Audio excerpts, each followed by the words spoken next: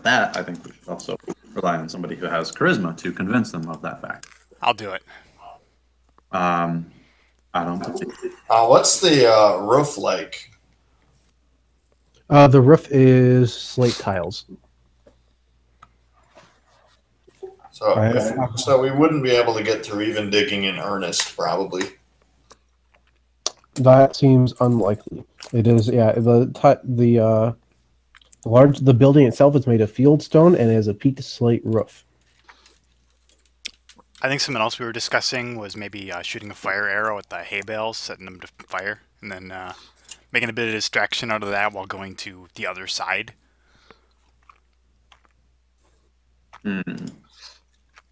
We're just trying to get inside and get people outside. Yeah. So we're not looking to kill everything on the outside. No, I think that we could potentially trick people into skedaddling, potentially. Yeah, something. If we go say like, you're needed over there, they might be like. But how convincing could we really be about that? Because I think they're pretty needed where they're at. Depends on how good your roll is. How far away again were we from the entrance to the castle? The secret entrance that we popped out of? The secret entrance to the castle? Yeah. You're probably a good 300 yards away from it.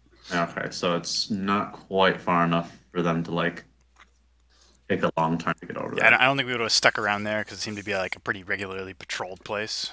Yeah, it's with the way you have to walk along the river. It's like a half-mile walk there. That's about 1,000 feet, right? Sure. Maybe it's. I could look it up, but no. No, well, 300 yards is 900 feet, yeah, so about that much. We'll call it.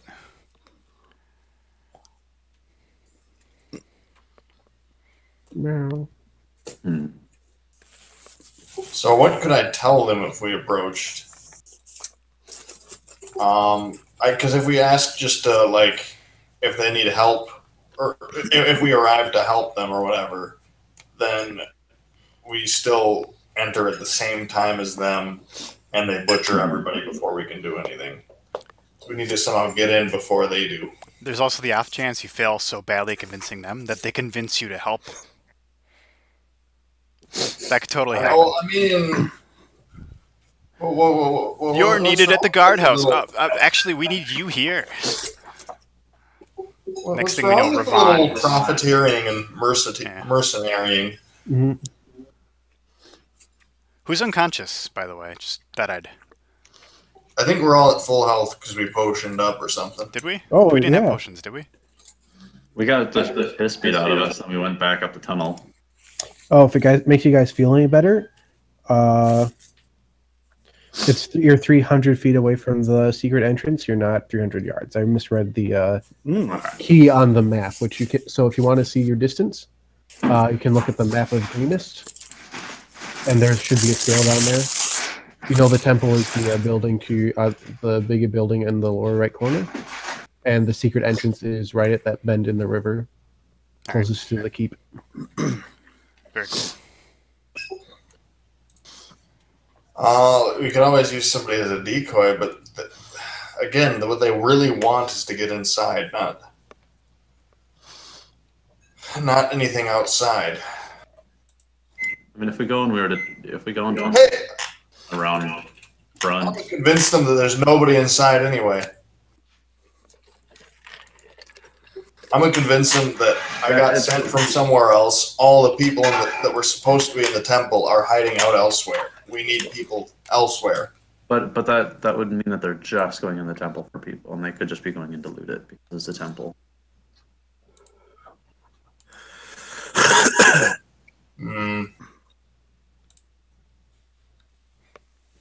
Alex, your module's too hard. Well, that's too bad. We're gonna keep doing it anyway. I think if we tell them that they're needed around front, that'd be most likely because that's. Oh yeah, they got a breach. Well. Yeah, they got a breach. We need you guys to go out front now. That'll buy us some time. I mean, if we tell them just that they're close, they might not go. They might not go running off. I mean, if you're close. I mean, if you recall, it takes 8 minutes to do a full loop of the temple at walking speed.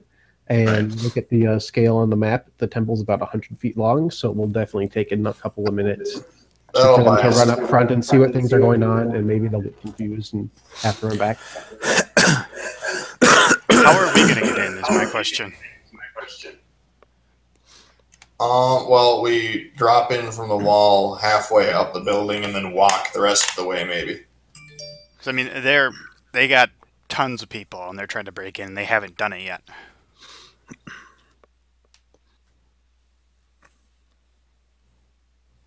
Oh, you're saying how we're gonna break in? Yeah, how are we gonna? What's the door look like again, Alex? Oh, they got a battering ram to it, don't they? The front door has a battering ram. The back door. They're blowing a hole in a wall somewhere. Yeah.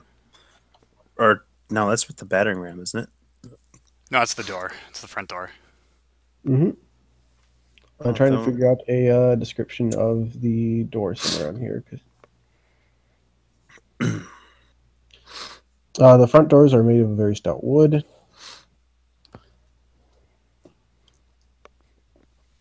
The back door.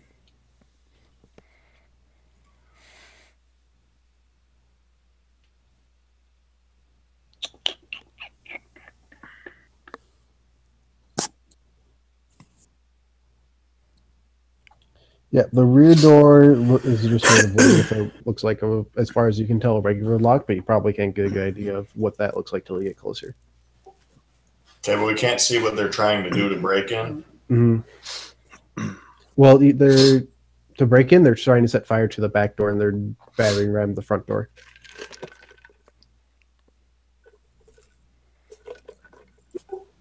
I mean, I might just be able to lockpick the darn thing, given time. Yeah, if you have you have some lockpick skill, that might work. All right, let's pull together our options here. Like I'm hearing we go talk to them, tell them that they're needed somewhere else. That's definitely an option. What else have we got? It's the only option I've liked so far. I mean, like, causing a distraction somewhere else is also a decent option, I think. Somewhere near enough where they'd be pulled away, but also... I think what they really want is to get inside, so I think that that's the best thing to play to their motives. What if they think they're getting attacked? They're going to defend True. themselves over trying to pillage. What do we have left to attack with? Me and Seth, I think, are out of spells. We got arrows. Yeah, I've got arrows.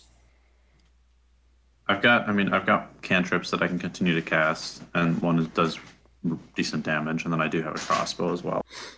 I'm not saying we attack them. I'm saying we pretend to attack them. Like we, do some sort of small diversion.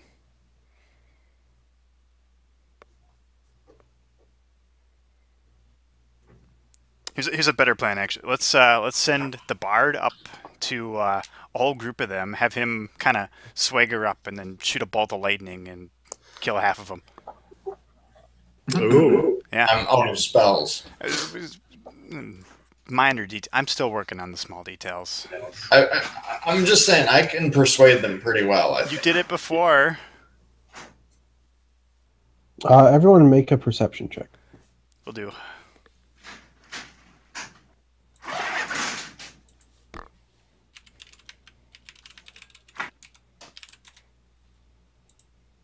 Great.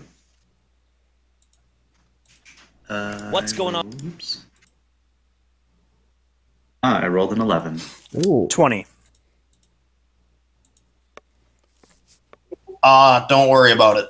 All right.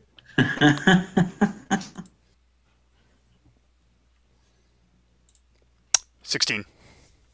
Well, Sven, Ravon, and Corden, you hear from the front of the temple, you hear a loud crack mixed in with the rhythmic thumping of the battering ram, and you hear a large whoop and cheer, but the battering ram thumping continues. It sounds like they're making some progress. So then it seems to me like they probably heard that too, and so if we were to come up and say like, yeah, the boss wants y'all up at front because we're about to break in, that would probably be pretty solid. Yeah, That's probably go. probably worth it. All right. I will do so then if you need. Yep, and then you'll have to go in. All right. So I'm assuming that we're kind of by the wall, right, Alex? Yes.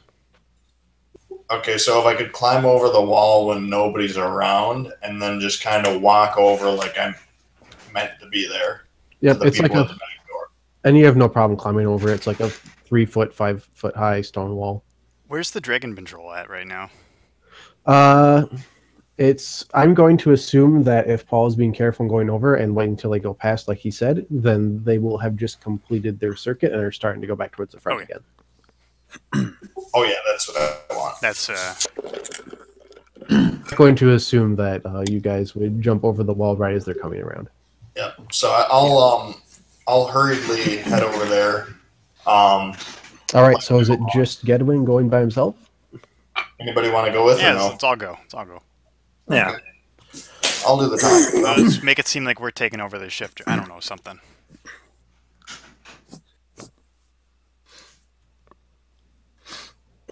Yeah, basically, since they're the bigger group, you can basically say we're out here to make sure that nobody comes out the back when we get in or whatever,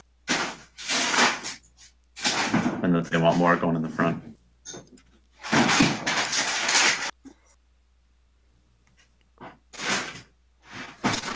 Right. So I'm hearing Seth say you're going as a group. Does that work? Yeah. Yeah. Yeah. Who's one? Aye. Oh, and so you guys hop yourselves over the wall and approach right as the screeching, dancing larger group has finished its patrol. And since you guys aren't really making too much of an attempt to be sneaky, other than just coming over the wall when no one's noticing you, I'm not going to require any stealth checks. You approach the 6 kobolds and the 2 cultists, and one of the cultists looks up from you as he kind of sadly looks at his flint and tinder that's only making the wet hay smolder, and he says, "So, oh hey, how's it going in the rest of the town? We're doing our best here to get this dragon's fire up and roaring." He says he looks down at it again and he strikes his tinder and flint and no fire comes That's out. not real dragon's fire.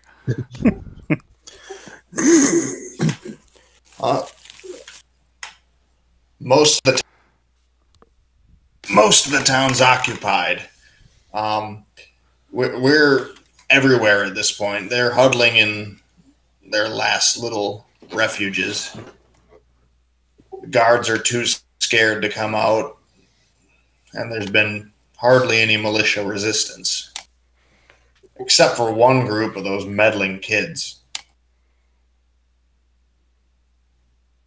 But out front, they're pretty close to a breach, so we came to let you know that they need you guys all out front. We'll make sure that nobody escapes through the back door while you guys are bashing it down.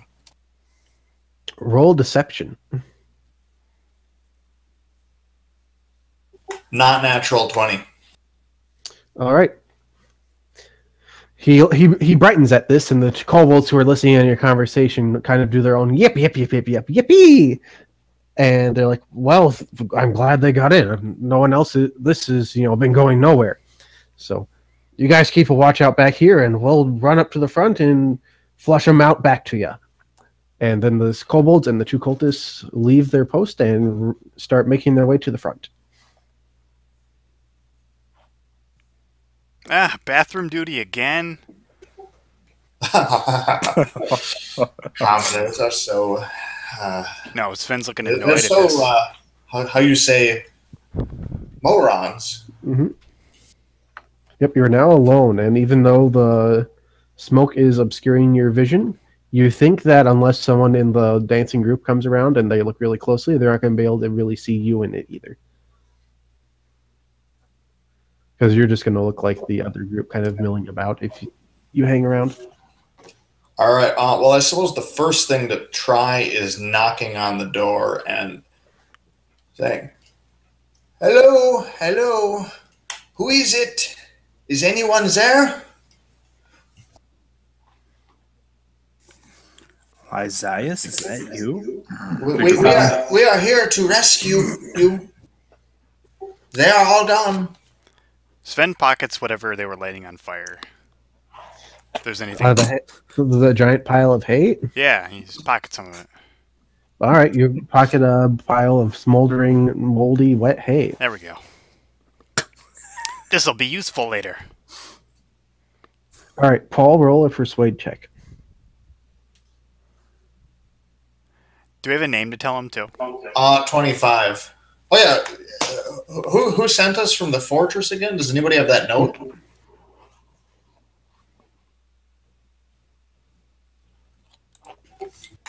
Yeah, as I'm playing Kumbaya. All right. While letting them know we mean them no harm. Governor Nighthill would be the person who sent you from the Governor from the Nighthill. keep. All right, I'm going to write that down this time. We were sent from Governor Nighthill. All right, you rolled very well on your persuade check, and you've name dropped someone important in town. So, after about 20 seconds, you hear the sound of the door being unbarred, and it opens inward, and you see the meek face of a man in his early 20s, and say, "The governor sent you? Where are the cultists? Where are the raiders?" Oh, we told them to bugger off. With our fists. But we best move quickly before their patrol comes around, or they figure out that we were scamming them. Oh God, there's still more out there. Get in quickly! And he opens the door to let you guys in. And after you guys get in, he will immediately shut and bar the door behind you. This is not how I imagined it. Well, I mean, oh boy. All right. So inside the temple, there is a number of pews and an altar set up in the center. And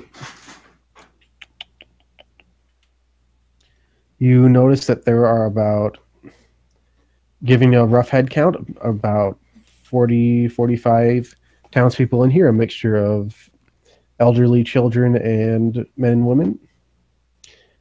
And they seem to be in a bit of a panic as they notice you enter, and they notice that you are well armed, and they go, "Oh God, who let them in here?"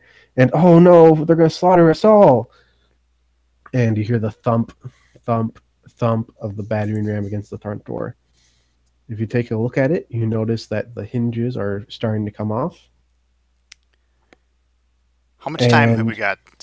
Sorry. Well, as long as you think it would take some people to run to the front, see if there's about to be a break or not, maybe run back if they don't believe you. I'm more thinking about the party that keeps going around. Oh, I mean, well, yeah. Like, how much time passed? You think maybe a minute and a half has passed since you started, so the big group will circuit back around in about 5.5 minutes. Or 6.5 minutes. Yeah, I tell them, if we go now, we can get out of it. If we go now, we can get everybody out of the temple and over to the secret entrance. Are kind of muttering to themselves, and they seem to be in a state of panic. And they seem a little scared of you. Hello, people. I smile at them. We are your heroes. Heroes is right? Out. So you said "we are," and then I couldn't hear anything else. Oh, I said, "Hello, people," and then I smile at them. We are your heroes.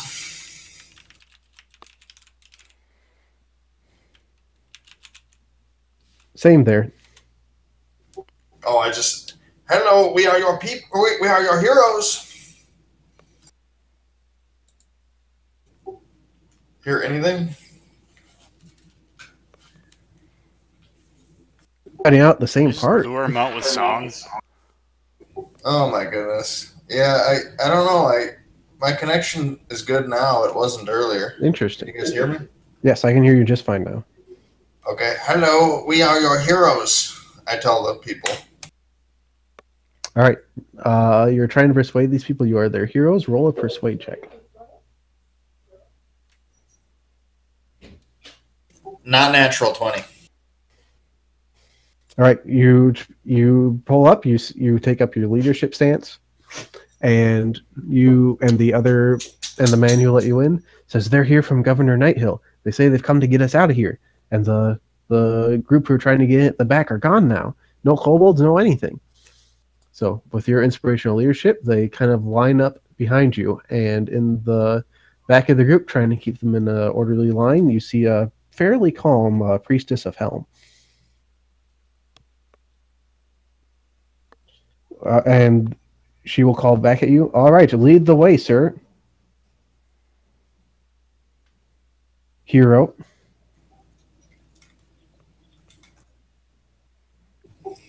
That's our cue. So do we have time to get everybody out, or no? We gotta hurry. We gotta try. Yeah, and if not, actually, Ranger, perhaps you could form a diversion to slow the patrol coming around. I might be able to think of something.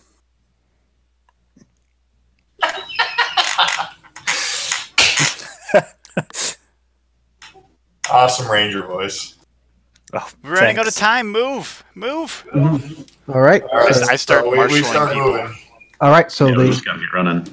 All right. So they get out of the building, and they just kind of mill around in the back. Is there anyone who's taking the lead to show them where to go? I could throw my rope over the wall. It's the Bard's. I think it's the Bard's show, right? All right. So Paul, you're in front of the group of townsfolk, and you're leading them where they need to go. Are you gonna herd them with song? No, I don't want to make too much noise anymore. All right. Now that we're out of the building. The So I'm townsfolk. gonna go straight out the back and let me see the map. Okay, yeah. So if I throw a rope just straight over the wall to the west of the entrance, as soon as we get out, we'll be in woodlands. It looks like, or at least Yes. a nice little treat area. Remind You're me how tall the basically wall is again. You're clambering over like a 4-foot wall to get into the area surrounding it. Oh, so we could just drag a hay bale over and have people climb that. Oh yeah, that would be even easier than a rope. All right, you drag a hay bale over. This takes a little bit of time to do that and starting to get people over. So you think you maybe have about 3 minutes at this point to everyone to come around. And if you have about 50 people running over that, that might be enough time. But they group come around and may catch the tail end of your group. Anybody want to do a diversion? I'm absolutely not the person for that. Yeah, Ravon will do something. Well, go drag the other hay bales over to the corner. You pretty much got the gist of what I was planning. Yeah, just create that smoke cloud. That'll cover it. Going to light an arrow and shoot it into the hay. All right, so you stick your arrow into the hay, and it sputters and smolders like the hay was doing in front of the door. Oh, it's wet. That's right. Let's see. It looks nice though. Is Ready there for the hay wake? I could cast Sacred Flame, one of my cantrip on it, and that's hot enough to light it. That might do it when it's That would work. divine source. It's that hot radiant damage. Let me do it. Okay, yeah. I assume the hay bale is going to fail on a dexterity saving throw. Yes, the hay bale will fail on a dexterity saving throw. You are Okay, and then it's going to take 1d8 radiant damage. Like, does that seem like radiant damage will light it on fire? Better than he will. I don't know. It just says flame-like radiance. Yeah, it is radiant damage. It's not fire damage, so basically it's like a purifying holy flame. It does not actually create any sort of heat, unless perhaps you are someone unholy. It's an impressive little light show, though. Which might be all we needed.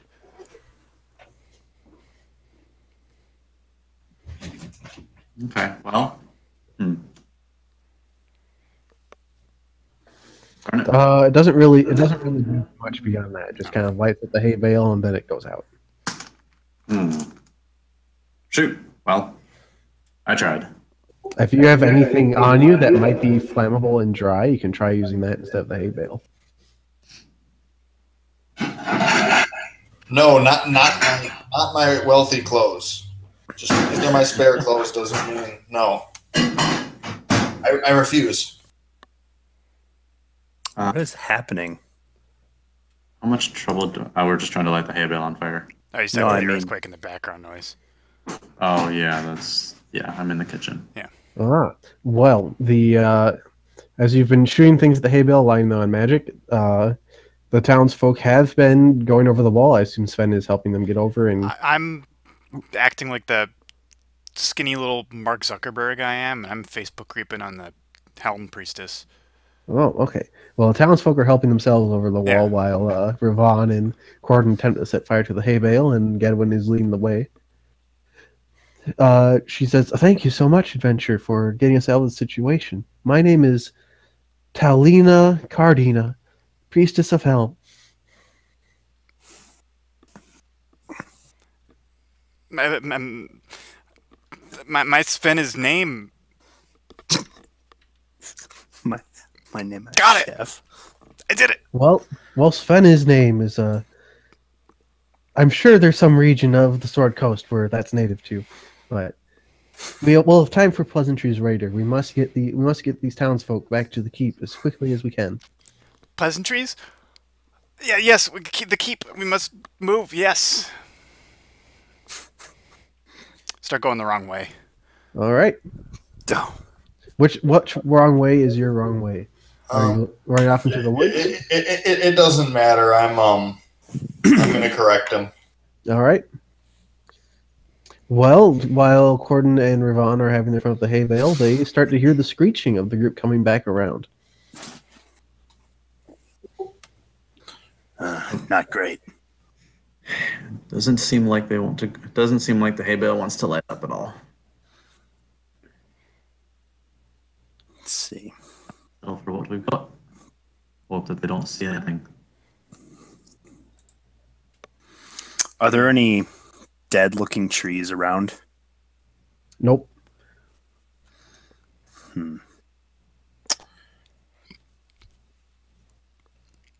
There's some sort of. Is there some sort of book in the temple close at hand? Yes, there would be plenty of books in the temple, hymnals and Take one of the stools out there. and books of worship to Helm. They're definitely drier than the hay. Yeah, I mean we're kind of it's a little bit sacrilegious, but we might try to light Helm. one of. He's a human god. He's not a dwarf god. Yeah. He's he is vengeful. Yeah, dwarves right there And stuff watchful. on stone because they want it to last. All right, so Corden is going to start piling up objects of worship to Helm. I'm just gonna run in and grab the closest handful of books that I can. All right. If someone attempts to light those up, they look like they will certainly go up. Yep, I've got Vaughn a will. contender. Yeah. All right, you start a little bonfire around the hay, and with that little bit of starter fuel, the hay bale itself is a bit more receptive to going up in flames, and soon creates a hay bale-sized fire in the corner of the I don't know, I guess the grounds around the temple. And it catches the attention of the larger group, and they are more than happy to continue their dance of joy around that. The dragon's flame, it will consume the Sword Coast and bring back our mistress. And they do their dance, and they're quite happy.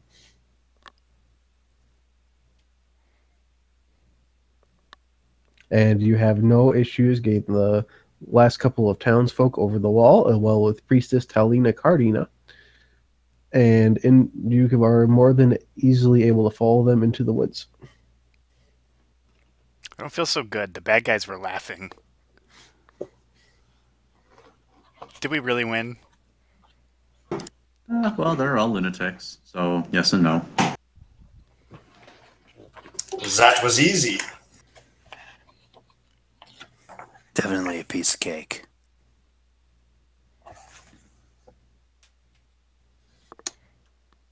And assuming you lead them back to the old tunnel leading connecting to the keep, you don't see any more cultists or kobolds who have shown up to guard that port of entry, and you are more than easily able to lead them through there into the keep. And the large number of people is more than enough to keep any rats that might be left under there away. Good.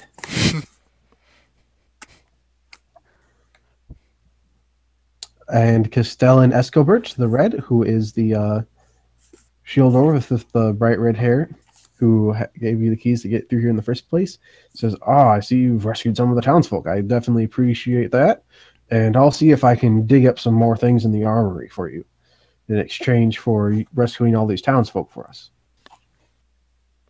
And the townsfolk are ferried away to other areas of the keep to see what sort of medical needs they need and just to take care of them. Good job. You rescued the townsfolk trapped in the temple. But not the I temple. feel... No, the temple's done for. Ah, well. It's a shame about the temple, but, you know, that can always be rebuilt. Lives can't be replaced. I want to ask whoever's potentially in charge, you know, something about the Dragonclaw cultist we saw. That would be Governor Nighthill is the figure who's currently in charge, and he is more than happy to see you. I want to talk to him about the Dragonclaw cultist we saw. All right. They got the strange mask. Mm-hmm. And what about this man with the strange mask do you want to talk about? I describe the mask to them. I ask him if he knows anything about these people. That sounds like the symbols of the Cult of the Dragon, certainly. I think if you want a little bit more information on it, the scholar that came with you, as I understand it, is a bit of a expert on these types. Okay. Oh, you mean that person we've been pointedly ignoring even though we're employed to her? Oh, she's been pointedly ignoring you, don't worry. She's trying to find her contact in the keep. Yeah. Double pay. The Rastra Pale. I also want to know more about Rezmir. But that's more questions for the scholar lady. Mm-hmm. Governor Nighthill says he hasn't heard of a Rezmir before. So useless. He frowns deeply. We will be going. We'll find the Rastra, Mrs. Pelis.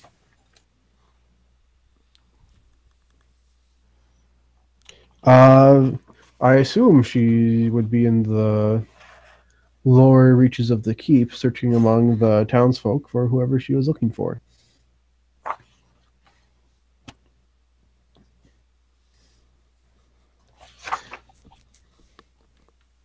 All right, I go there. She should be pretty easy to find, right? All right. As you prepare to leave the governor's office, you hear a loud thunder crack from above, and the keep shakes, and a little bit of dust falls from the ceiling. And Governor Nighthill flinches and looks up above. That can't be good. No, that can't be good at all. And as you're starting to leave to look for the Rastra, he looks at you. I'm afraid I must ask more of you. Would you be willing to go up to the roof of the keep and see what's gone on up there? I'm afraid our situation may have become more dire than it has been. If that dragon is the cause of this thunderclap, then I'd say you're correct.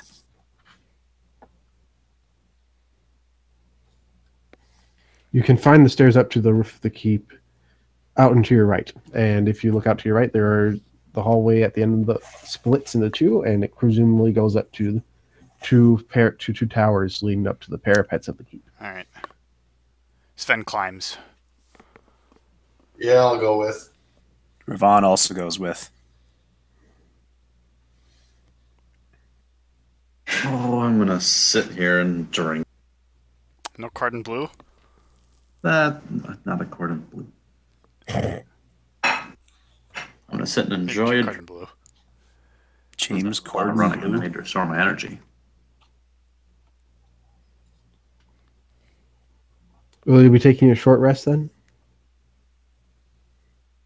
We don't really need to. We've got full health, and short rests won't He's get our spells talking to back. Corden, I think, Mhm. Yeah, All right. essentially. who's not joining us. Okay. I'll just have a drink and head up. Okay, so when you approach, so enter the roof of the keep, you see about 20 of presumably the town guard standing on the walls. They don't look as terrified as they should be when facing a dragon, and they all have short bows and spears. Although the spears for most of them have fallen to the side, and they have not, and they're mostly holding their bows. They are staring up at the blue dragon, who is wheeling around, and there is a pointed scorch mark and small sparks of flame where lightning seems to have struck some of the stones on the roof.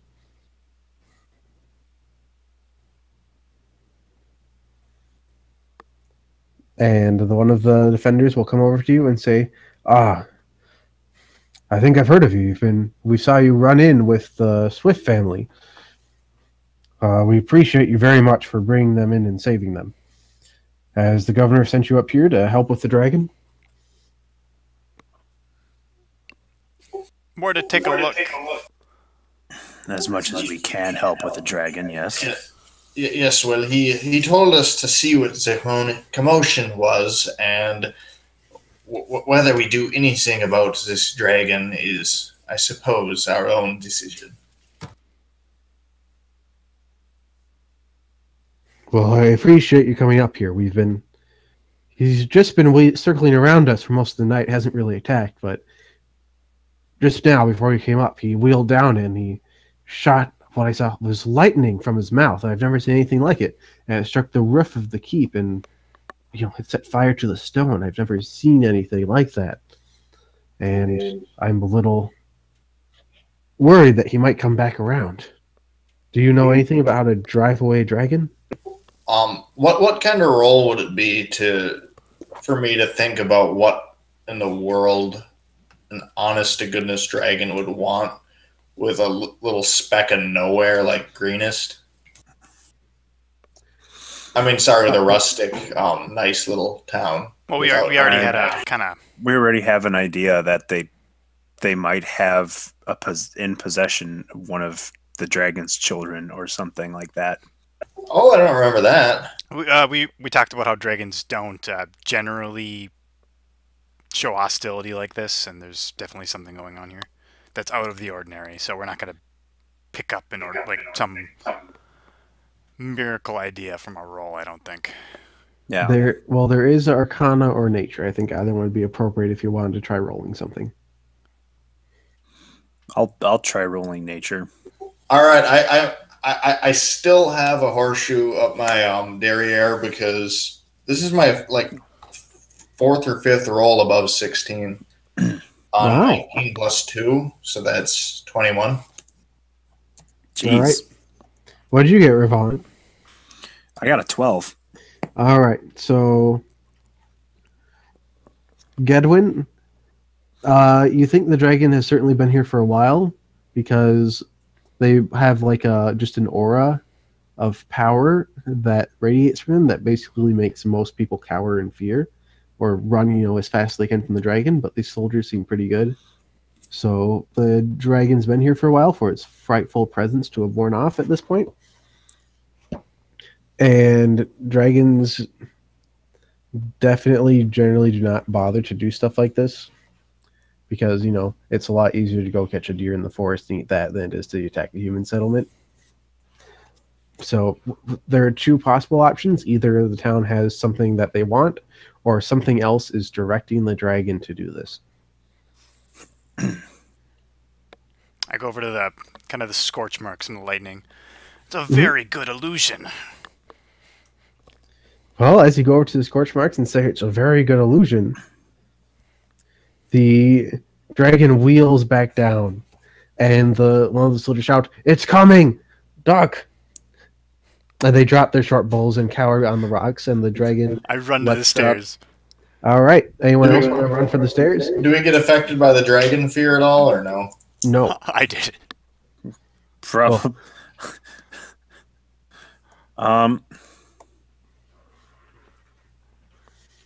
Sven is not a man of conviction. He's a man of very few things, and one of them is not conviction. I'll stay up. I want to see. I mean, I'll get into cover, but What do we got to roll? Roll? Yeah.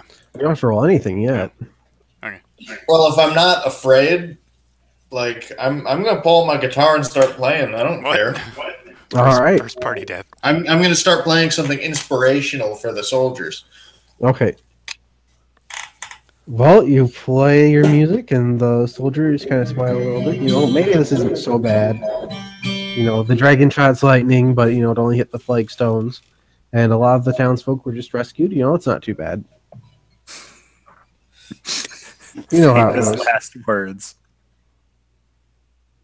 And then the dragon opens its mouth and unleashes its breath weapon on the people on top of the keep. The lightning hits 3 of the defenders, and they immediately drop dead from electrocution. I stopped playing. Stop playing my cheery tune. You're gonna have to change that to a dirge. You smell the scent of burnt meat. Do we have to make And sound? the guards scream in terror, but a couple of them flee for the stairs, but most of them just kind of like stand agape at their fallen comrades, unable to move. Anyone who stayed on top, roll perception.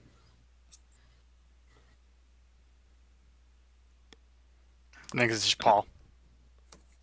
No, I At think this point, Ravon stayed I'm there. I think climbing up the stairs and encounter them all running up. they say, "You're mad, dwarf. That dragon just killed 3 people instantly. It's lightning." And Sven passes you on your way up as well. Great. I got a 23. All right. As the dragon wheels down lower and shoots its lightning, you pick up some details about it. It is, you notice that the blue dragon has a dramatic frilled ears, and it has a massive ridged horn atop its blunt head. Oh. And it has a row of spikes that extend back from its nostrils to line its brow and a cluster on its lower sane jaw.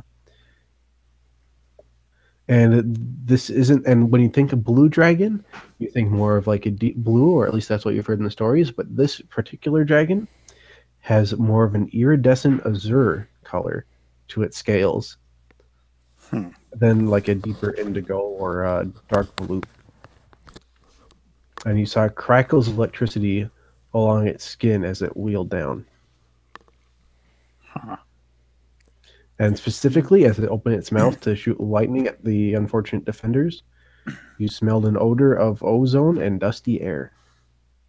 I roll a nature for that. If I see if I know what might be going on, What? like with that those Unfortunately. particular features. Okay. What'd you say? Oh, I mean, is there? Could I roll nature for trying to discern what could be, or what kind of dragon this could be? If it's not a blue dragon, or if it's some kind of bizarre. You're I don't know. you're pretty confident that this is a blue dragon. You don't think it's anything Okay. special. It just has a It's more nothing special. Just more, has a a more unique coloration than you've seen before or heard of. okay. Say. Okay. All right. So a couple of guards are still on the roof, and the dragon has wheeled back up into the skies. Gedwin, you know from your Arcana roll that a dragon takes time to recharge its breath weapon, and it won't be much longer than maybe 23 seconds before it may wheel back around and go again. What are we all accomplishing up here? Are the soldiers still up here? They're like, so 3 of them died, about 6 ran back down below, so there's like 11 still up here, but they look positively terrified. Good. They've dropped their weapons and they're just staring up in horror or down at their dead comrades in terror. What do all of you hope to accomplish up here? This is a waste of life. This is a waste of life. They kind of look at you with like wide open eyes and say, well, he wasn't doing anything earlier. He was just kind of going around and around and around, and we were just watching the guys down below make sure they didn't try anything funny. But then the dragon, it hit the keep, and then it hit us, and it's all gone wrong. You have 5 seconds left before it can breathe again. Are you trying to encourage them to run, hide, and keep? Go back into the keep. Roll a persuade check.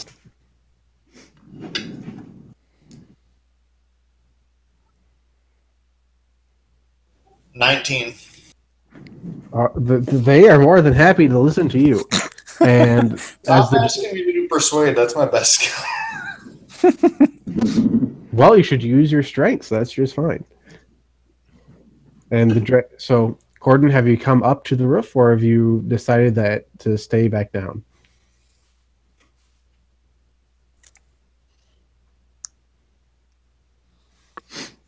I'm gonna. Well, if it smells like burnt ozone, it's probably really comfortable for him up there. Used to horrible smells. When I get to the roof, seeing the dead bodies and seeing that nobody has brought them down with them, I'm gonna run over and try to drag some of the fallen back down the stairs. All right. Well, the fallen seem very dead, but they could probably use like a proper burial. So. Right. You don't want a dragon sitting there and eating them. Mm-hmm. So, Ravan, what are you doing? Ravan will. I think he's going to head back into the keep and report to the governor on what's going on. All right. I mean, clearly, it's the dragon. I'm gonna see if I can look down from the castle and see those cultists still chanting. They are still hanging out around the keep, and you do hear some chanting coming up from below, but it's mostly devolved into like a frenzied screeching. Hookah chaka. Mm-hmm. It's more of like a frenzied screeching. All right. Oh. So yeah, I'll go. Sign. I'll let the dead keep to themselves. Mm-hmm. One of the soldiers runs back to go help Corden after seeing him try to drag his fallen allies back down, and the dragon wheels back around and fries that man with lightning, and he drops dead on the spot. You hear a thunder crack, lightning engulfs him, and then you hear the sizzling of burnt flesh, and he drops dead, smoking. Smells like chicken. Probably tastes like I'll hurry to getting to the governor. All right. Governor Nighthill whips around as you kind of burst into his room. He says, "So what's going on above? I'm hearing more cracks, and the keep ceiling has rattled even more. Is the dragon attacking as I feared?"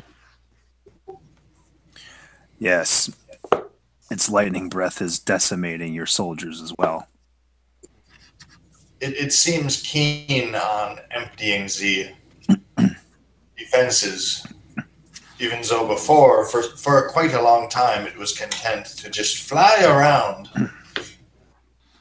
Ravon will also go into detail about how the dragon looks, and will ask the governor if he's ever heard of a dragon living near them, or possibly heard anything about this particular dragon. He shakes his head. Okay. I've never heard of a dragon this close to Greenest. I did hear of one potentially over by the Sunset Mountains, but I can't imagine it would fly out this far. Well, Unless it had no choice. Perhaps. If the Cult of the Dragon is involved, perhaps they have found a way to control blue dragons. That would certainly be of concern.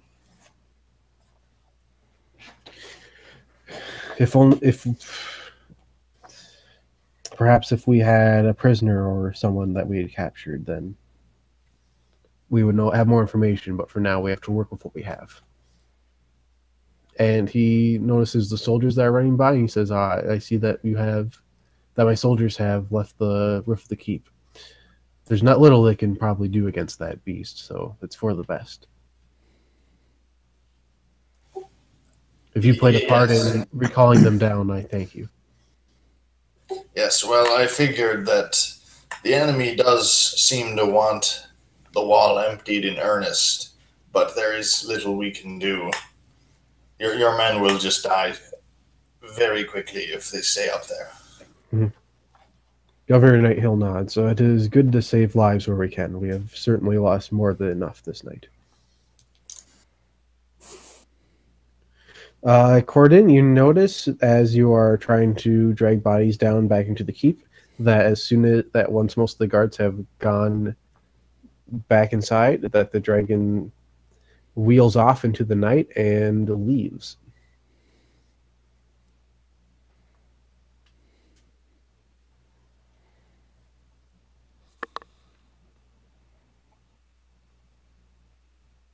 It flies off into the distance and does not return.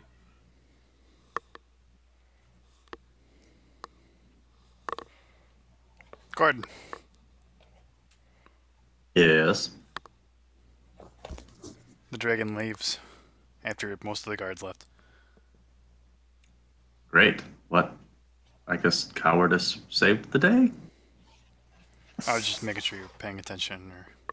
Yeah, no, I am. I'm still here. I was just making sure that no noise is jumping through. So, Okay. Well, I mean, I'm gonna continue to get those cowards for running and keep dragging the bodies of their fathers down to safety. Now with 100% less distraction. Yes, not dodging dragon lightning bolts. Yes.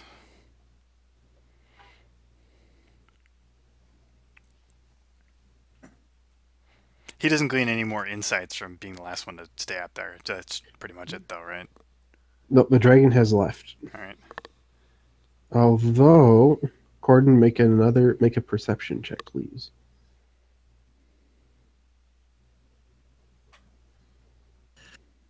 Oh, baby. I really need to die out. Not one.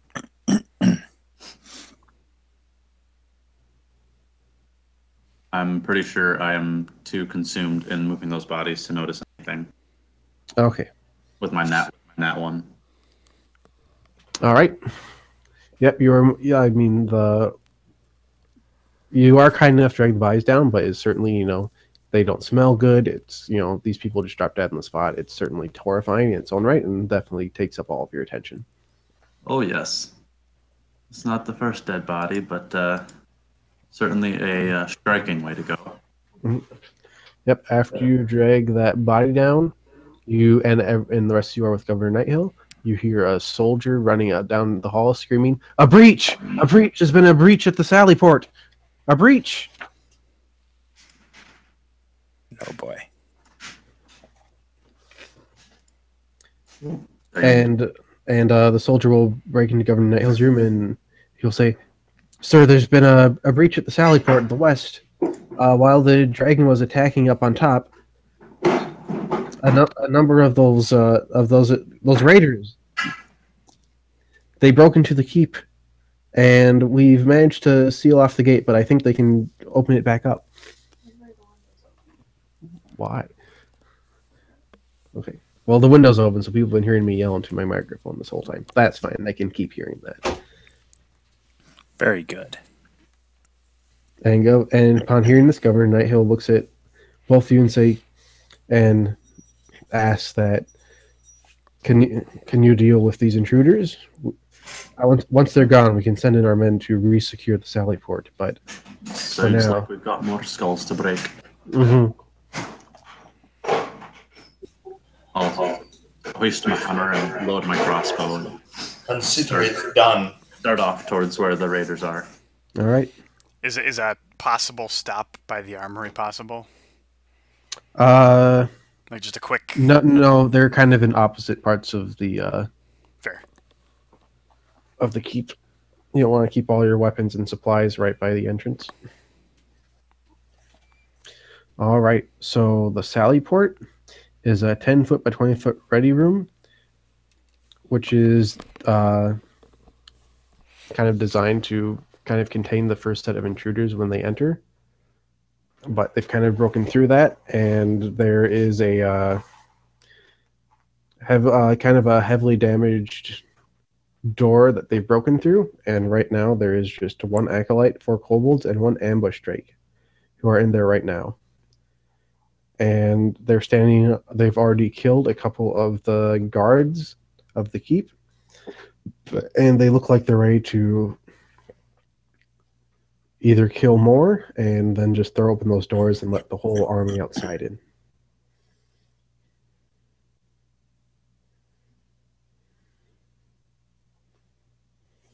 Wow, that's a big group. That's like the groups we're avoiding fighting at the temple. It's a bit of an issue. There's no escaping your fate, I guess. Do we get the drop? Do we see them before they see us? Yes, you see them before they see you. They're working on opening up the Sally Port so they can let more people in. I wonder. I'm checking what the range on Mage Hand is. I might be able to make a diversion. I believe it's 30 feet in currently.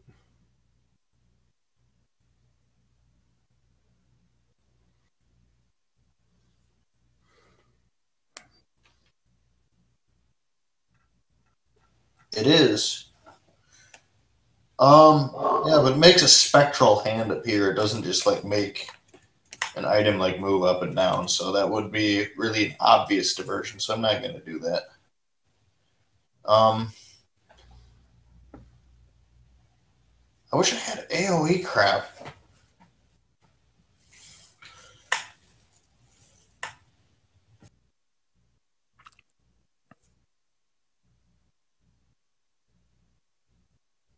Can't hear you at all. Me? I haven't said anything. Oh, your thing was repeatedly turning green. Sorry. How far away are we again, you said, from them? So the Sally Port is ahead and to your right from where you're riding down the corridor, and they're milling about there trying to widen it so they can let more people in. And they're about 30 feet in front of you. We need to act quick. I can cast I'll cast Sacred Flame on whichever one is kind of pulling the hardest or working the hardest to open the Sally Port. Or that would certainly be the acolyte. The kobolds are like, they're kobolds. They're just happy that they've done something possibly good for the group. But the ambush drake is also milling about and sniffing for food. He's kind of gnawing on the arm of one of the guards right now. Okay. Yeah, I'm gonna cast Sacred Flame on the acolyte then. Mm-hmm. And so they needs to succeed on a dexterity saving throw or take 1d8 damage. All right. Saving throw of 12. That still sucks. It's a cantrip. Well, the acolyte rolled a 4, so you're fine. Ooh, okay. He's going to take 1d8 damage. He takes 3 damage. He takes 3 damage. He screams as this radiant light showers and burns his skin.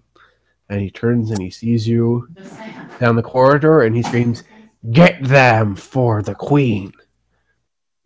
Roll initiative. Boy. Poop. 8. 6. Let's see here. 14.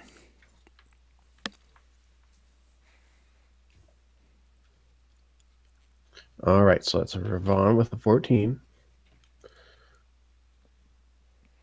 Henry, you got 6? 8. Paul got 6. 8. Paul got 6. And what did you get, Corden? I got 13 13. for dexterity. All right.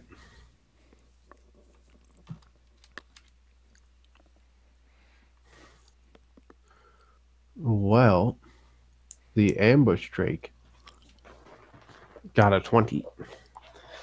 So, who wants to volunteer to be at the front of the marching order? It. Not Ravon.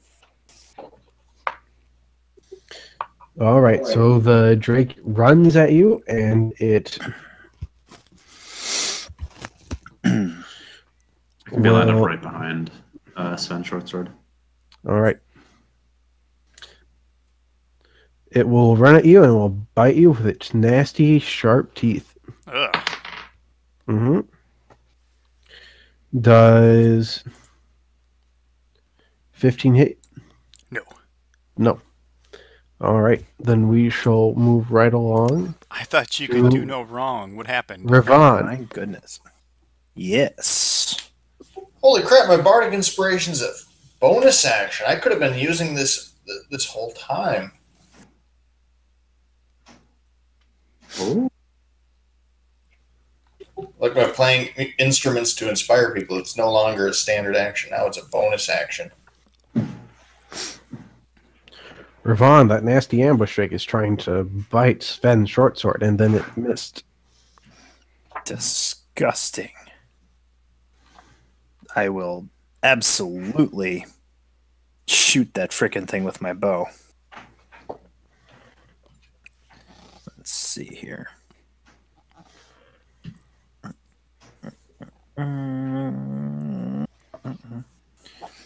Our is dexterity hold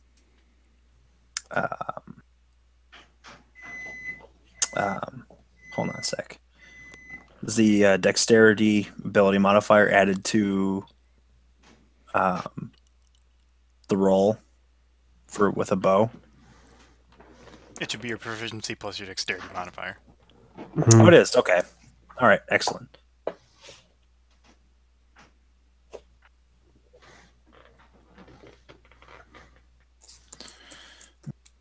Oops. Does a 15 hit? Who are you shooting at? Ambush drake. The ambush drake. That will hit. Oh, excellent.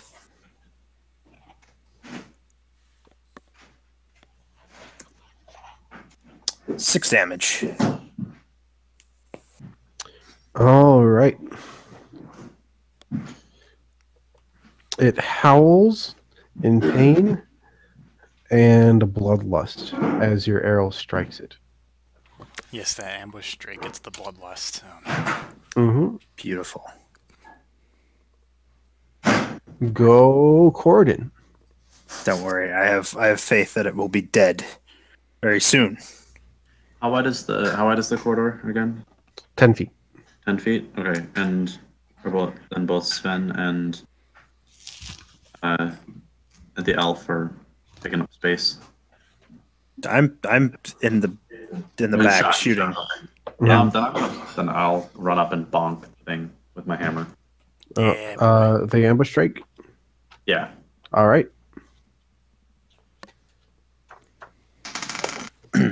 God's sake, I missed. All right. Go Sven. Actually? Yes. Oh, you rolled poorly for everyone else. I love it. Yep, the Drake got a very good roll. Everyone else rolled poorly. All right. I rolled a 2. I've never played golf with such big balls. Oh my god. What the hell? I got a 20 that hits. Yes, that does hit. My. Golf swing. And that's 9 damage. Hmm. All right. The ambush Drake is still up. Ooh. And he looks angry. Go Gedwin. All right, so as my bonus action, I will just tell Ravon, that was an excellent shot. Do so again, and within the next 10 minutes, he can add a d6 to a attack roll, ability roll, or saving throw. Oh my goodness. And then Please tell me if like a cantrip or something. I could just like decimate this thing. and then I will I do not. use my spear to stab the ambush Drake while standing behind Sven Shortsword. That's not a cantrip. All right. Oh, no. Roll hit.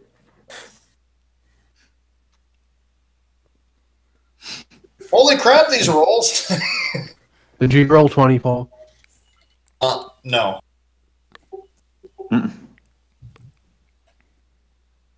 What'd you get? Let's see, I got not natural 20. All right, you hit.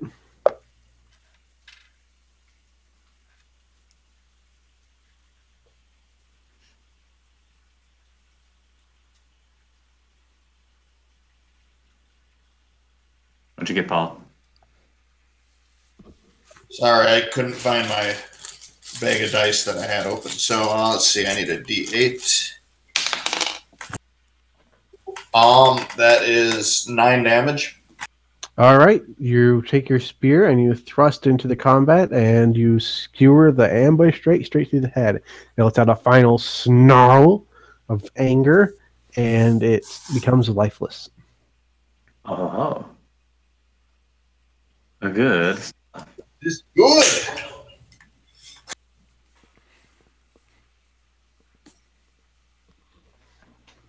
All right.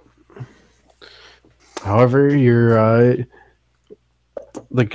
this is short-lived as the 3 kobolds and the acolyte charge you, ready for combat.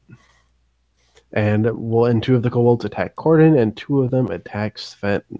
The acolyte and 1 kobold attacks. Yes. Sven. Good luck, you punks. Their One pupper sec. is I no will more, be though. right back. All right, the acolyte will miss Sven by quite a bit. It's too bad. Yep, too bad. The fire And- blinded him. That's quite possible. Does a 17 hit Sven? No. All right. Does an 8 does not hit Corden? Does a 19 hit Corden? 19 does hit me, yes. All right. You take 4 damage. 4. 4. Another golf reference. Yes. All right. Then we rotate back around to Ravon. Remember your bardic inspiration. All right. Ugh.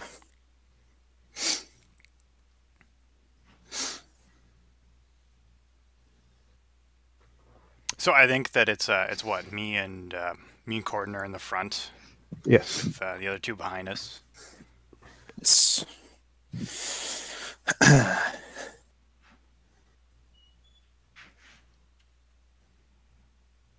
Does that mean the two in front of us, or the four in front of us, are they sharing spaces, or are they? What's going on there? They are. They've jammed themselves into the corridor. Okay. They kind of have disadvantage when attacking, which is why they rolled very poorly. Okay. I just wanted to make sure we were all on the same page with that.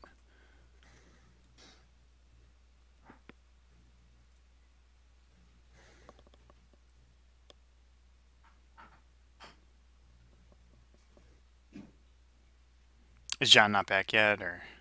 I'm back. Okay. Mm-hmm. Just thinking. Is it my turn? It's your turn. It is your turn. Oh, sorry. All right. Ravon will take another shot at that disgusting... Oh, wait, no, the ambush trick is dead, isn't it? Yes. It is dead. Oh. All right. Gedwin stabbed him with a spear. Who's left? Two kobolds, three kobolds, and one cultist. The cultist has been hurt. I'll see if I can finish off the cultist. Ravon takes aim at the cultist with his bow and lets loose another arrow.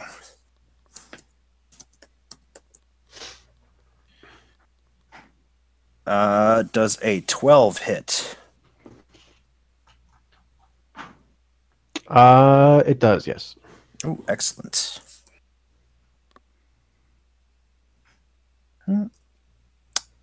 9 damage. All right. That is a very powerful arrow, and it strikes him right in the gut, but he's still up. 9 damage. He's still up? Yes. Good, we need someone alive.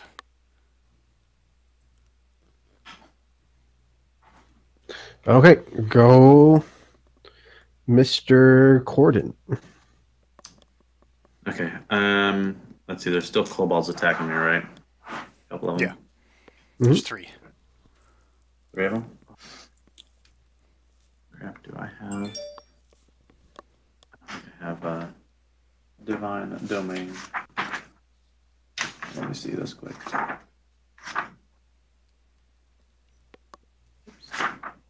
Is this a scythe-bearing cultist, or is this like something different?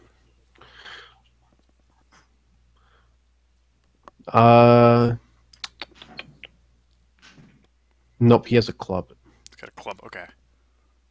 Okay, I'm gonna swing my hammer at the kobold that stuck me or slashed me. Whatever you do. Oops, damn it! Oh my god! All right, I missed. Yes, you do.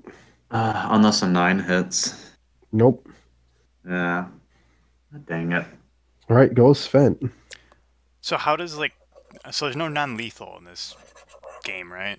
No, you just choose if you want to knock okay. someone unconscious or not when you hit them with lethal damage. Very good. Because this would be a great time to get a captive, I think. Speaking of which, let's swing. Didn't we already have a captive? And No. they didn't tell us much? Oh. No, you never captured anyone. We talked about it, but... we talked about it. Oh, but we haven't... Okay. Continue. Oh, that's only a 10. On the cultist. It's no good. No, 10 hits the cultist. Actually? Oh. Yeah, the guards are the ones I've had the high AC you've had trouble with. What a true joke. Okay. 7 damage. All right. Well, intend to knock him unconscious? I intend to knock him unconscious. Yes. All right. He is unconscious. Oh no.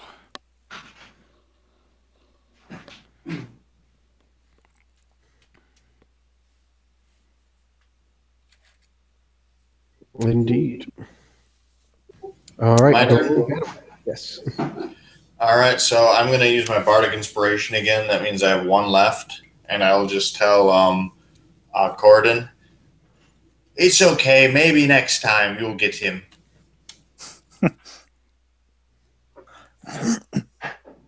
I'm going to use my spear while still hiding behind Sven because he's big and burly, and I'm like a beanpole. Mm-hmm. So I will stab one of the kobolds. All right. Way miss 6. Oh yes, that is certainly a way miss. And the kobolds are more than happy to continue attacking Sven and Corden. Their Although one of fearless the leader. yes, they are kobolds. They are a little cowardly, but they are They have a pretty queen? excited. Mm-hmm. And 2 of them will have disadvantages because they're still sharing a space, but Yes. one of them is suddenly freed up. And a 9 will not hit Sven. Neither will 10. Does a 23 will hit Corden, however, for 6 damage.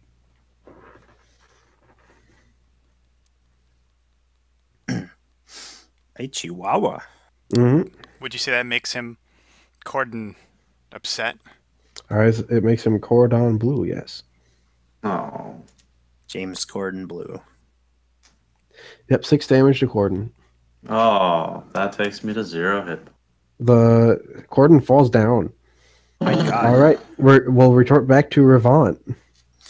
All right.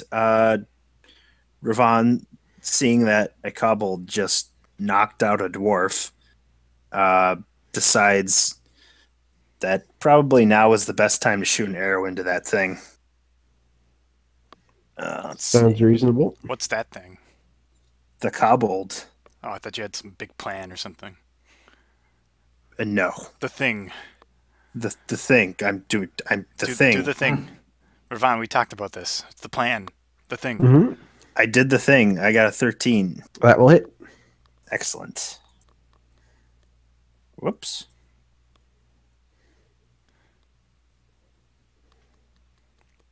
That was the wrong die. That time when Gedwin said, "You'll do better next time," and then there is no next time. 7 damage. Poor guy. The kobold is dead. Good riddance. All right. Corden is unconscious. He's at 0.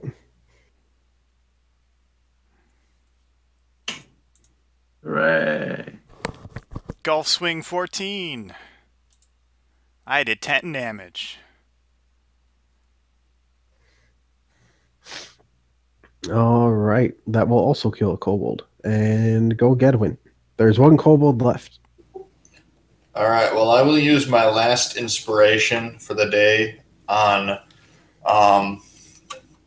what's his face, on Ravon, saying, "I have seen your medical prowess. You can save our friend." You just don't want anything to do with Sven. So you'll have inspiration that you might be able to use later. And I'm gonna drop my spear and draw my longsword while doing a awesome drawing cut on the last kobold. All right. So what is inspiration to? AC 12. You get an extra D6 to an ability roll or attack roll. 12 Oh, just okay. hits. 5 damage. That is exactly the health of the kobold, don't you know? My goodness. The last one drops. Sally Port is still in trouble, but there is no one any longer inside the keep. We got a prisoner. We And you sure have a do. prisoner. Can we assume that Sven rolled so well this time because he was promised pleasantries by a girl? Sure. Yeah, there we go. Why not? We will assume this is truth. He had his own inspiration. Didn't need a bard to tell him. Mm-hmm. I can sympathize. All right. So as you finish off the last kobold, you have your friend Corden, who is unconscious. Ravon will go over and do some first aid on the poor thing. You have an extra D6 from inspiration. I sure do. All right, make a medicine check. You got it. So fine, that's a nice bonus. Alex, is this when Clive would start cooking the ambush drake? Yes. What a great I'm really character. about to start. I'm about to scratch all of Kobold's into my list of grudges. 23. You have an entire list. Oh yeah. Corden is unconscious, but he is certainly not bleeding out, and he is not dying.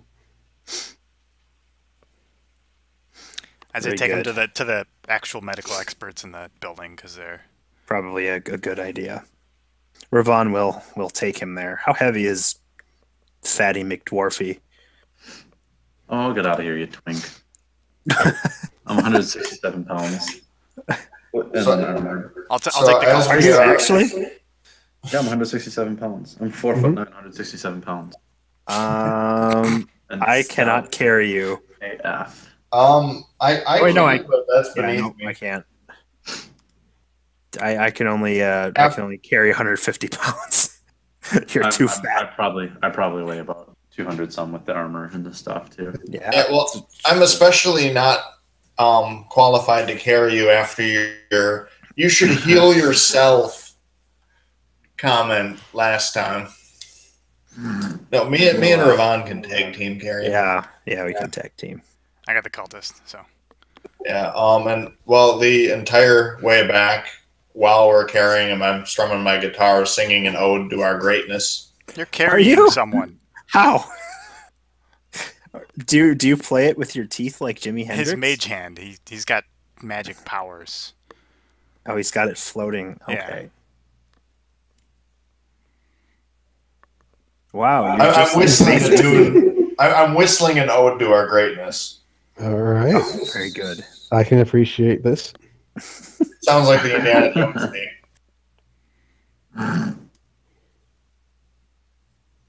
Does All right. it? So the Sally Port is still in disrepair, and anyone who is still around, you can inspect it. It's in pretty rough shape, but you think it could be repaired if done quickly. It could prevent more people from entering the keep. And who is currently still around? Yeah, maybe we should take care of that before bringing Corden out. Yeah, sure. Actually, no, before bringing the cultist out, because Corden is kind of dying. No, he's not. He's not bleeding. Oh, He's not bleeding or dying. fine, He's he's just just- Oh, never mind. He's a Yeah, zero, let's so do that before we bring Corden out then. Probably used to waking up on the floor anyway. in a daze.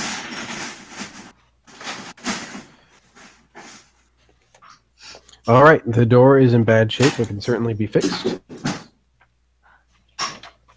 It shouldn't be difficult to station more doors there once it's fixed, but the issue is taking care of it before more people enter.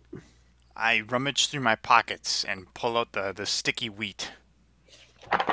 I knew this would come in handy.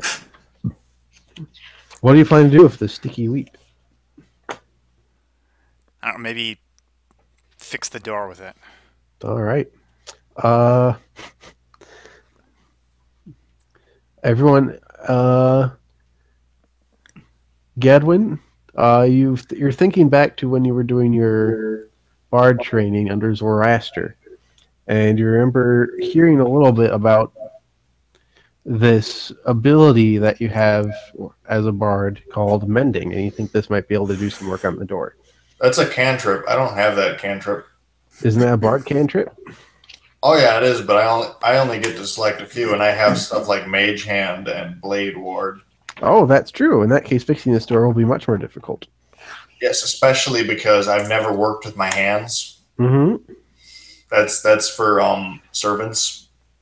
Very fair. I have a lot of incredibly useful skills that do not apply to door mending.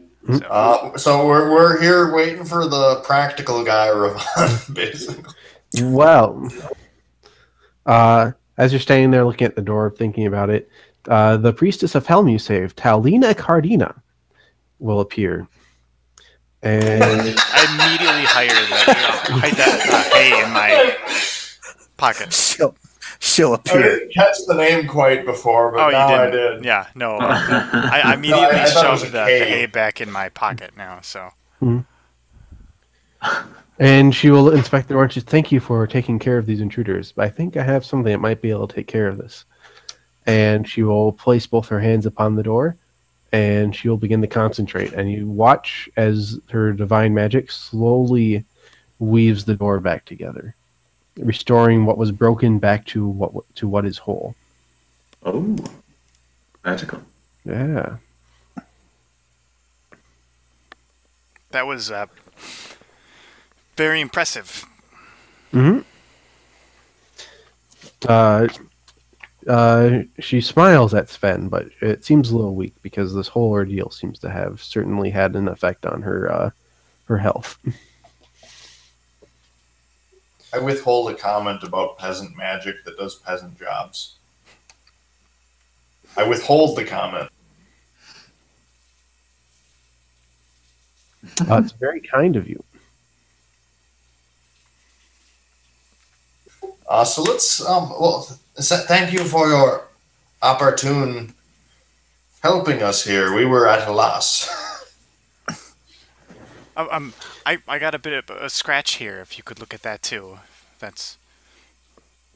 Meanwhile, we scuffed should, my knee a little bit. we should get back to the keep and take care of our fallen comrade. Mm-hmm. Oh yeah, yes, our comrades. She looks down at Mr. Corden and says, I think I may be able to help him out with this. And she will kneel down and lay her hands on him. And Corden, you are in no time at all back to full health, thanks to the power of Helm. Holy crap. No credit given to the cleric. She wipes her brow and says, well, that was the last of the healing that Helm had allotted me for today. But I think it was put to good use. Thank you for helping to protect our keep and our lives, fair dwarf. Oh, I've been getting stabbed a lot for you. By kobolds. Like filthy dog things. I mean, we laugh, but Alex's kobolds are like the scariest dice rolling machines. Well, yeah, it would help. It would help if I could succeed on a single roll night. Jesus. Oh. Yes, those creatures are certainly terrifying. They may not look like much, but they are definitely fierce. Well, we have a captive now. You sure do. Mm-hmm. Oh, Captain, my Captain. One that's not a kobold for once. I would suggest that those of us who can get maybe perhaps a good night's sleep while he's being interrogated. There's very little. Yes, a night of rest will be good. I'll let Governor Nighthill know that you've secured the Sally Port, and he'll send some men down to help secure it. I still haven't talked to the scholar yet. I haven't forgotten about that. Also, we should go to the armory and get our reward for that one thing.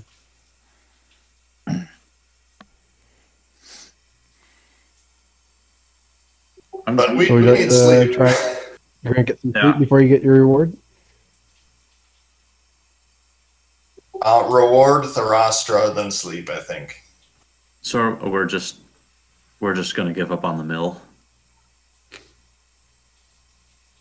That was the only. We have no spells, no abilities. We can't go on another quest right now. We gotta prepare for it. We have to prepare. Yeah. And we want information. That dragon is ripping them to pieces right now. Fair enough. I could use a few more drinks in me, too. Even though this weak human swill is not particularly satisfying. Mm. Yep. If you choose to rest, you will be able to take a long rest and recover your spells, and you will recover from any sort of exhaustion or fatigue that you may begin to start suffering.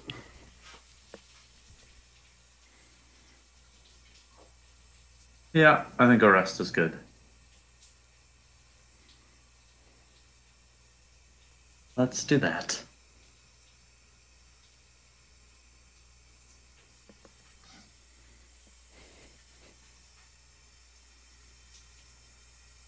All right, so you go to sleep. It's about 1 a.m. right now. You guys are pretty tired from your night's efforts. Castellan Ledorf will show you to a place you can sleep. You get nice, fresh mattresses filled with the freshest hay they have available in the keep. Excellent. Henry can trade out his hay for fresh stuff then. Mm-hmm. Reload. And I plenty told of you this is going to come in handy someday.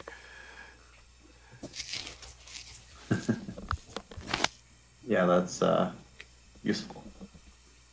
All right. Is there anything that you guys would like to do before you take your rest? Drink a few flagons. Hit the snack. Zithruster, or whatever her name is, she's probably asleep by now, right now, right? Yeah, she's probably Alright. asleep somewhere. Yeah, so we'll take care of Therester in the armory after. All right. So, you go to sleep, and you wake up a good 7-8 hours later, feeling very well rested. And as you're getting ready for the day, are there any particular morning rituals that your characters have? I'm going to properly say my prayers. Thank Tyr for providing wonderful combat, despite my getting beat up multiple times. Mhm. And I vow to dedicate this day's war making to him. I practice a little bit of guitar, write a few notes down about what we're doing for Zoroaster, and practice talking down to people. Mhm.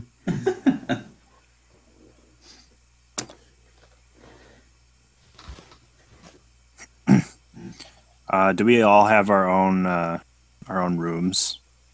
No, you're crammed in there all together. You're sharing. Well, that makes that third part pretty awkward then. I mean, I imagine it's pretty packed now. We just added 50 people. There is space is currently limited.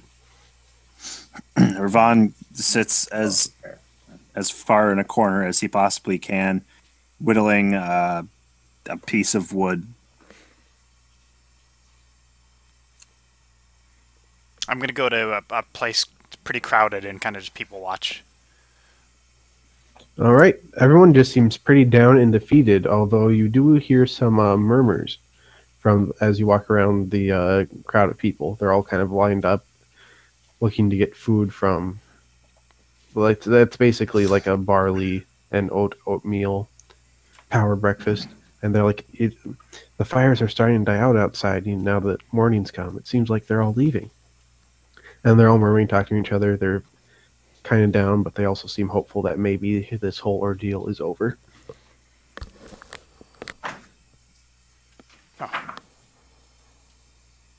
Let's see if Therastra's anywhere near us. They're leaving as in the cultists? Are you asking some of the people you're walking among? Yeah, sure. Yeah. They're like, oh yes. It seems like a lot of the raiders have taken what they've have taken what they can, and they've just they've left. There still is a ring around them outside, but there aren't nearly as many running around outside town. Interesting. Any more dragon sightings? They look between each other and say, "No, there haven't been any more dragons." The illusion must have worn off finally. I mutter to myself more to anyone else. Absolutely. All right. So as you're going through your morning rituals, outside of the keep, everyone can hear this. You hear the loud bong of a gong being rang. and you hear another bong, bong, That's bong. Yeah, that's probably Eh, not great. Mhm. Are any of you And the three of you, Castellian enters your room and says, "You better come up on the wall and see this. It looks like they're making demands of some sort."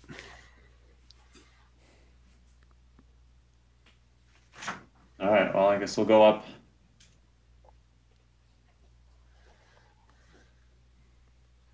Yeah, I suppose I'm interested in that too. So Yeah. And Ravon will follow. And Sven, Talina Cardina will find you and tell you the same thing, that you better get up on the wall. Something's happening. Fair enough. Do you think they found out about my treasure sword? All right. When you get up onto the wall of the keep, around the dying fires, a creature strides out into the morning sun. Although it is shaped roughly like a human, it is at least 7 feet tall. Its skin is covered in blue scales. Its fingers bear wicked claws, and its face has the muzzle and reptilian eyes of a dragon. The creature stops about 80 yards from the main gate of the keep and scans the walls. And finally, pointing up at you and Governor Nighthill, Castellian, and Talina Cardina, as you stand looking down below with a couple of guards. With a line of kobolds fan out behind it. With their spears, they prod 4 human prisoners into the dim light. You can make out a woman, a teenage boy in a blood-soaked tunic, and 2 children. Then the half-creature hails the keep. "Defenders of Greenest, this has been a successful night, and I am feeling generous. Do you see these 4 pitiful, useless prisoners? We have no need for them, so I will trade them back to you. Send out your best warrior to fight me, and you can have these 4 in exchange." Ooh. That sounds like a really bad idea.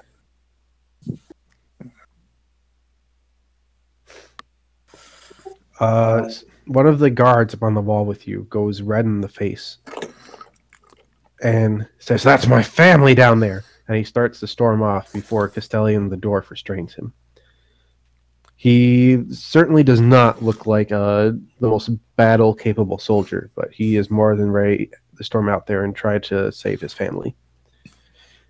Governor Nighthill looks down at the strange reptilian creature and looks at you all. "My friends, you've demonstrated your prowess all through of that prior frightful night. I realize this is an awful burden to ask you to bear, but any of you have a better chance to defeat that horror than my militia have, much less Mr. Markhath over there, enthusiastic as he may be. If any would be willing to challenge this warrior, please step forward." Sven is uncharacteristically silent right now. Oh, Boy. I've got a couple of spells I could cast that could. He's got a kind of a glazed look on his face. I don't think a ranger is suitable for fighting this thing. Governor Nighthill will look down at the creature below and ask if any of you know exactly what he is. Ravon will do a nature check, All right. as his favorite enemy is dragons as well. I don't know if that. You get bonuses to hit on that, don't you? I think I get spells later on. I don't know if there's a. I have advantage on survival checks to track them, intelligence checks to recall information about them. Yeah, so. Okay. Something on spellcasting really quick. There is. I do have some spellcasting things too, but that's later on.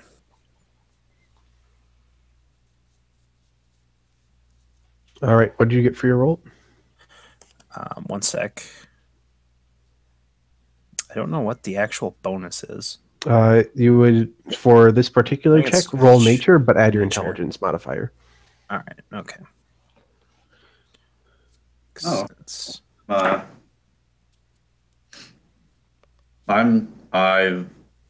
I will volunteer myself to go fight him. Whoops. Before you go down there, I will play guitar to an ode of your glory and give you bardic inspiration for one use for the fight. Jeez. I can keep giving you that as you're fighting from the wall. It's true. Just 3 times, so you'll get a +6 to your attack rolls for 3 times. Nice. Hey, how long does that inspiration last, by the way? 10 minutes. Oh, so that's way past. Okay. I didn't. Oh, yep. Didn't really need it. I got a 21. All right. So this is a creature known as a half dragon. When a dragon takes a humanoid creature as their lover and they have sex, this can result. It is a very ugly creature. It does not have like even though you hate dragons, you can kind of appreciate like the beauty of them as like these massive creatures. Half dragons don't really have any of that. They're definitely like bastards of some sort. Very good. I relay this information to the governor. This is some kind of half dragon. It might not be a far stone's throw to say that dragon up in the sky quite possibly could be this thing's father. Say no more. Please. Governor Nighthill frowns deeply. He's a frowny sort the of less, yes, the less I think about dragons getting it on, as it were, the better my day will be. But thank you for this information. All right, so Corden, you have volunteered to engage in single combat. I have. As the champion. All right. Is there any sort of preparation you would like to take besides getting a blessing from Gedwin? Does he provide an actual blessing or is it just a bardic shit? It gives you. I think that gives you a 1d6 on an attack roll if you would like to use it that way. Yeah, because then I get 3 of those, right? I'm going to be standing on the wall, and after you use one, I'm going to keep it going. I'm going to do another one and another one. So yes, you'll have 3 of them. Okay. May as well just call your bard DJ Khaled. Okay, I'm gonna cast. Why? Because his music sucks. Shield of Faith on myself before. Before I before I walk to approach him, I cast Faith. So give me +2 AC. +2 AC bonus. The half dragon, as the gate opens and you step out, smiles as he is pleased to see a champion step forward. He calls out, "I see that this town is full of more than just cowardly peasants. I am shocked to see that a dwarf would even fight for these pitiful humans." He nods to the kobolds, and they set the 3 children free, and they scramble forward into the keep.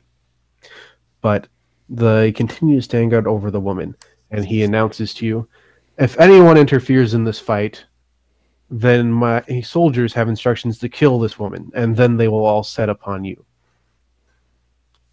Let us fight honorably, Mr. Dwarf."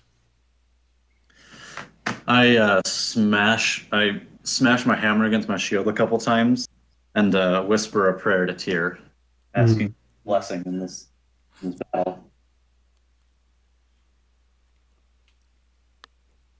All right. I'm ready for you when you're ready. Roll initiative. Okay, I got 12.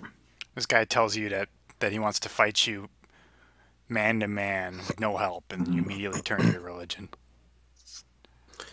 Man to half man. Man to dwarf. I'm ready for you, you great ugly creature. All right. Did you get anything? You did not get a natural 20 on your initiative. No, I did not. All right. Then the half dragon will step forward and he will say, I am Langdedrosa Cianrath. And you will know your death this day, dwarf. I'm not going to remember your name after I kill you. Okay. And he will strike at you. Oh. Yes. And he will stab you with his spear.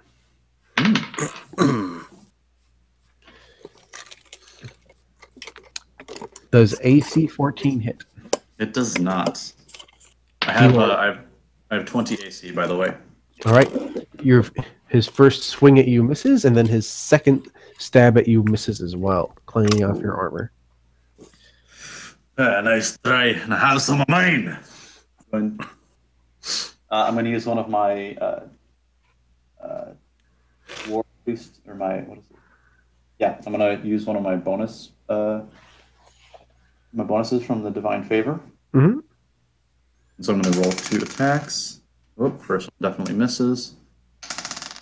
Second one does AC. And actually, I'm going to use his inspiration on it too.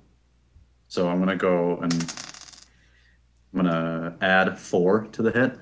All right. So does AC 21 hit? Yes. Okay. So that's, oh, for God's sake, that's 4 damage. All right. You smack him and give him a nasty bruise. Hey, we're winning. Anything else you will be doing? Those were my actions. Those were your actions. Okay. Yep. Use a bonus action for my second attack. Langdedrosa Cianrath will smirk. They've landed a blow on me. Been a while since that's happened. He will drop his spear and draw his massive greatsword from the sheath on his back. Ooh. And he will swing hard at you. Nothing Does personnel. AC 22 hit? AC 22 does hit. Damn it. That you will take. That'll be 11 damage slashing. Goodbye. He's unconscious. Are you unconscious? I am. All right. Cianrath will chuckle. That didn't take very long. Would he be able to pull out a sword like that without? Yes, he dropped his weapon and drew it. I mean, like, it explains why he couldn't hit with a spear if he's got this giant sword strapped to his back. And he will nod to his kobolds. The woman they're holding sets free, and she scrambles for the keep. And he holds up a hand to his soldiers. Everyone, we're leaving. Back to camp. Our business here is done. And he will turn around and pick up his spear, sheath his greatsword, and he will walk out of camp, and a lot of the raiders will follow him out. Are you exactly unconscious, or are you bleeding out? I'm at -1. All right. So start rolling your death saves. Everyone in the keep. The raiders are leaving, and Corden has fallen. I'm probably pretty far away to come help him, so. First was a 5, which is a failure. All right. How long does it take to get from where we are to Corden? Depends on where you were. Were you watching top of the keep? Were you standing inside the gate watching the combat outside? I was next to the governor. He would have been watching from atop the keep. Okay, so that's where Ravan is. How long would that take to get down there? Probably 5 or 6 minutes. It would take a couple of minutes. Yes. Was Gedwin also watching from the top of the keep? Yeah, but let's see how long my rope is. I bet Talina Cardina. Let me know to take the next save, Alex. All right. I will let you know appropriately. Okay. Okay, I have no idea how long my rope is. I don't think it's probably long enough to scale a castle wall, though. Probably not. Well, it depends. Well, it's a keep, so it's like a smaller. It's definitely much smaller. Oh yeah. I'll see what the default is. How long is your rope? Because I have like statistics for the size of the keep. Yeah, I'll see the default length for a rope.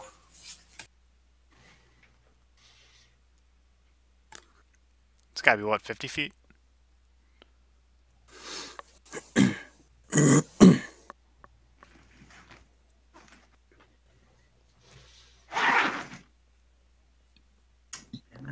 Where'd Talina Cardina be? She has started sprinting to go out to. Alright.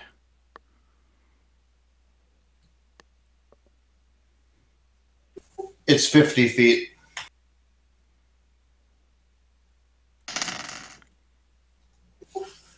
Is 50 feet long enough? You'd have to take a short drop with that rope length. I'll do it. I can do it. I've got really good acrobatics. All right. Oh, So you should make another death saving throw, Mr. Corden. I rolled a 10, which I believe is a failure. Is it 1 through 10? 10 or higher is a success. 10 or higher is a success. That's what it says. Nice. So, Then do I have to make my acrobatics to get down there? You have to make athletics to get down there, and then you have to make an acrobatics to do a safe landing. My athletics is going to be 18.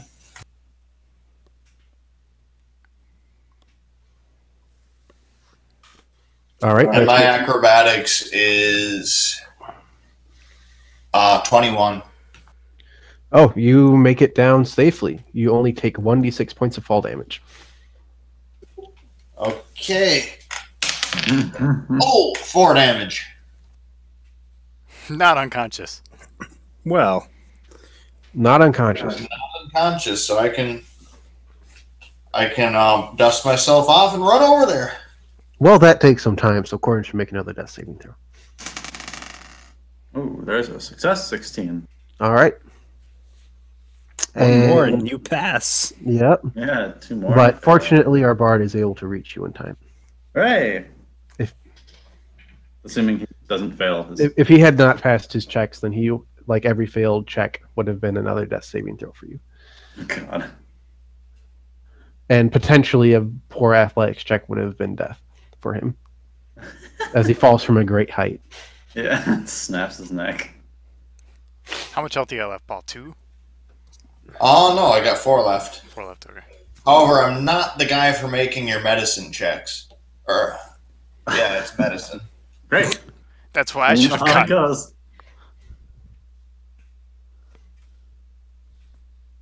Uh, 4.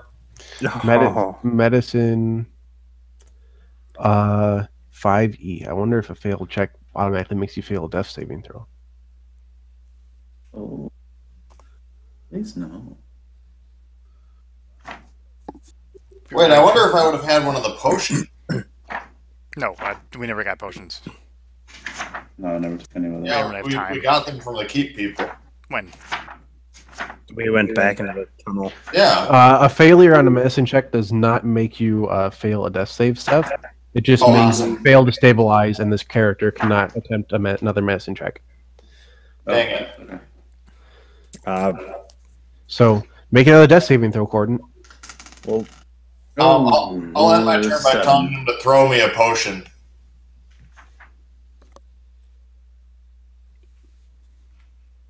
Does anyone have a potion to throw? Hell, did man. we? How many? Yeah, Lord. Do you know how many we got last time? I don't know. Hold on to the I potion. didn't keep track of that. never wrote it down potions in my inventory ever.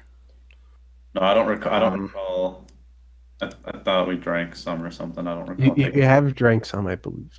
Would Ravon be at the bottom of the keep by now? He is running down there. Sure, you can be at the 8.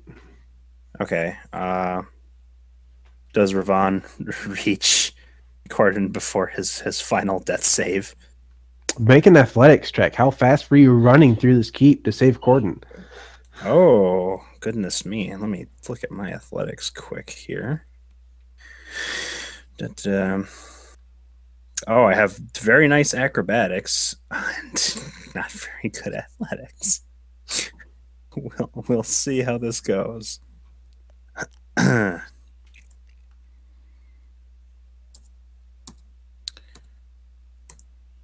13. Unfortunately, that is not good enough. And unfortunately, Sister Talina Cardina has also failed hers, so you have to make another death saving throw, Corden. It really rolls off the tongue, doesn't it? It does. It's a great name. Oh, God help me. I believe in you. If you roll 20, you get extra hit point. If I mean, I'm at 2. This is 17. Yep, you are stabilized. You were very close to death, but you are alive. Oh my God. That was close. Oh, I just need a picture of like Seth with a dwarf beard, and then like the slogan "Heal yourself."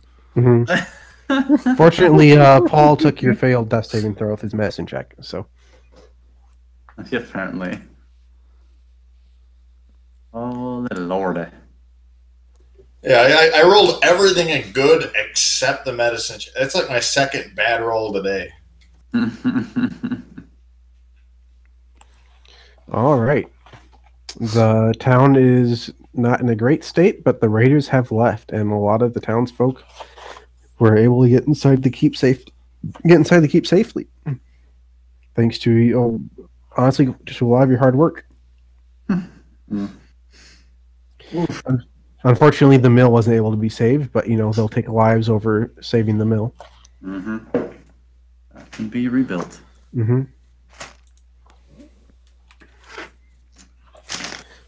All right.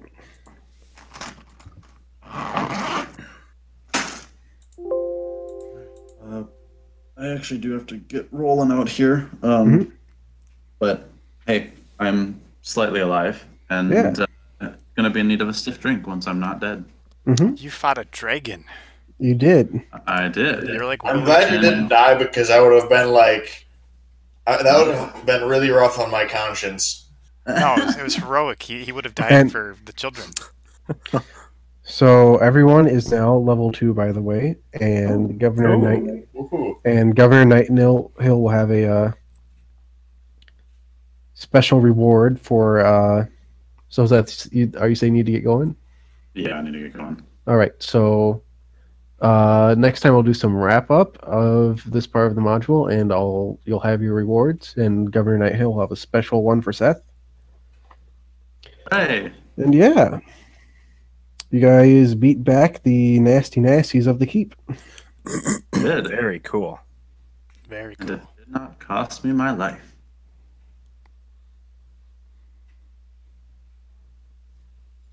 All right. Well, hey, that was good. Plan worked out. Yeah. It did. Yeah, excellent job. Mm-hmm. I admired the restraint you guys showed at choosing not to go save the mill. Yeah. Well, yes. That was gonna be a little more disastrous. Oh, funny. Yes. So fun fact: according to this, the act of burning the mill is a ruse, and so the leaders of this raid have been notified that the heroes have been raiding the town and want to lure them into an ambush. So if you choose to save the mill, once you get inside, they bar the doors and set it on fire, and they supposedly are trying to cut you down as you guys come out. My goodness. Never trust a miller. Never. Yeah, that would have been the end of us, I think. I'm glad we chose the other one. Yeah. A successful DC 20 perception check is needed to notice them before approaching the mill. Was this written by Gary Gygax or something? 4 of us could have done that. No, it's not, that part is pretty nasty, but the rest of this is pretty fun. As long as you guys didn't try to stay on top of the keep and shoot arrows at the dragon and kill it, then you don't have to worry about that part too much. Yeah. So if Seth gone, are we all gonna? Are the rest of us gonna stay and talk about the thing for a bit more? Yeah, if you'd like, we can do that. Yeah, just anything you post, just let me know. Anything that you do. Cool. Sure. I'm disappointed in the little amount of singing Paul's doing. He's doing all this convincing, but none of it's in a song. See you guys later. Yeah. See ya. All right, bye. So, yeah, you guys also took a prisoner, and you'll be able to interrogate them next time. Ooh, yes.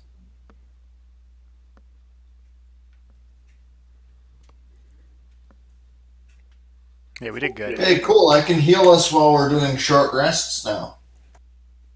Oh, excellent. I have to see what I get for leveling up here. Yeah, if you want to do that now, that's fine too. Probably nothing too crazy. I'm a little annoyed to find out that my character sheet didn't save properly as usual. I gotta switch it up because this PDF is not working for me. All right, so When are we going next? you guys found about. So, is anyone keeping track of the treasure and gold you got from last time? I was the one doing that, but my thing didn't save. Oh, I know you guys took some like minor gold off We had and gold. silver off We of had, the other items cultists too. as you attack them. I had a group kind of party loot section, and it's all gone. And my character was back up to 16 HP instead of 13. Kind of problematic. Mm-hmm.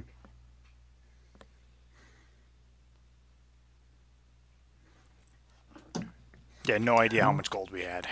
All right. Could have been 50, 70. Well, you guys are going to get paid more than enough for paid, yeah. this round.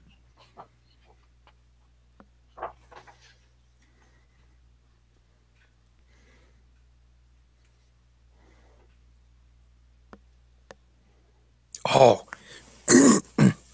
I get 2 first level spell slots. Oh, actually, according to the module, the governor interrogates the prisoner himself. Oh. He might lose paladin points if he does that. The governor of Nighthill has his ways, according to this. Ooh. How many paladin points did Talon lose in the last campaign? If he was lawful good, he would have been a fallen paladin, but he's lawful neutral, so it's Bad John. like the way I kind of had set up for you is because you're lawful neutral, you know, like there is a little bit of leniency there. Like you're not supposed to like Helm doesn't want people to be evil. He's pretty okay with them being good aligned from what I was reading about him. Yeah. But he doesn't care for evil douchebags. So No. you got a little bit of leeway, but not much. Okay. He's okay with some of the more creative means of like extracting information from prisoners or and other things, but not so much with being straight up evil. Yeah. Hi. He's okay with compromise. He's not so that's kind of where that came from. Okay. Oh, you guys never encountered an Erd because that never showed up on the random encounter roll. No, but we did run into all those what do you call them, the puppers. Yeah, the ambush strike. Yeah. No one likes those. Actually, yeah, that was a thing. They get bloodied when they get hit, and they do nastier things, right? Mm. I can't remember how they work.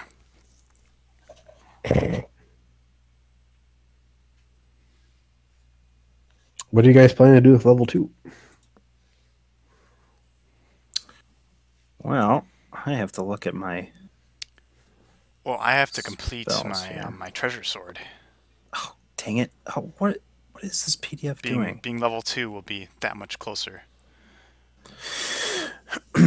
Fighting style spellcasting. Ooh. I get to choose a fighting style. Neato.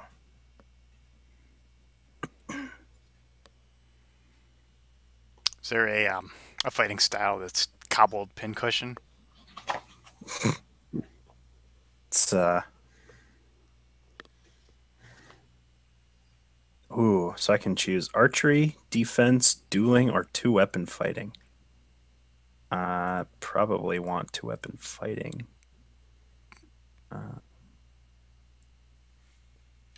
Archery would be nice, but Is that level 2 or level 3 for you that you choose yours? Because I choose mine at level 3. 2. Yeah, second level, I adopt a particular style of fighting as my specialty.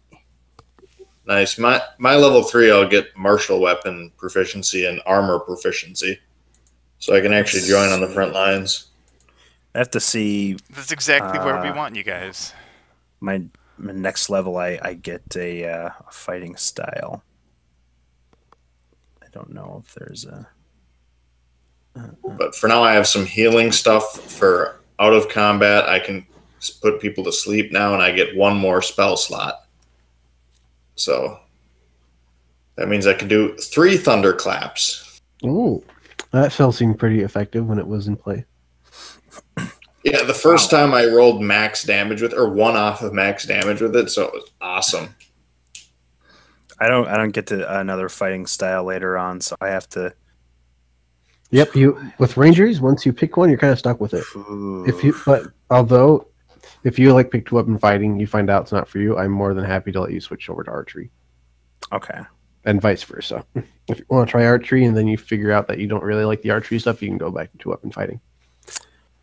All right. I'll do two-weapon fighting for now. Well, we'll see how that works out. So, Alex, I gotta say, this is going pretty well. You're running a good thing. Thank you. I'm glad that you're enjoying it. It's quite fun. 5e is just so nice and streamlined. Mm-hmm. It is, and then after everything settles down, we're gonna start to be able to have a little bit more of our own characters giving input to the story. Because right now we're pretty much just. I don't know if that's what Alex plans. I think he's got modular. What do I have ideas, planned? really. Henry, I don't know what I have planned. Tell me. You have a whole bunch of modules that you think sound fun, and you want to push us But through. Henry, when you're running modules, you can the way Alex did it with the previous campaign is he was working it into the story that we were trying to do. But now what he's got to do is he's got to complete my treasure sword. I mean, honestly, working in your character's personal stories, it won't be too hard. I might do a little bit less of that, for the first few levels, and do my best to set up the initial adventure. But then, other personal things will get worked in as time goes on. Yeah, but as we get railroaded through the first couple levels, that'll start to make us invested in the characters and the world, and we'll start to make decisions on our own. But until then, it's good to railroad and have the structure, because then we have a set objective and we can waste less time just talking about what to do. There's one important question. Is this the last we'll see of Talina Cardina? She'll probably cameo at the start of next episode, but she probably won't be around for too much longer. It's too bad. She's not very important. But that name is just there's something about it. Oh yes, by the way, if you hadn't done the temple stuff first and no one was around to do the mending on the door, then Governor Nighthill would send down a team of carpenters to work on it, and you guys would have had to do one more round of defending against enemies while he fixed it. Wait, so Talina Cardina was actually supposed to, or the cleric from the temple was supposed to be able to help you there? Or is that just what you decided? The idea is that you already have a cleric on your team that can do mending, but Seth's unconscious, and you didn't take it.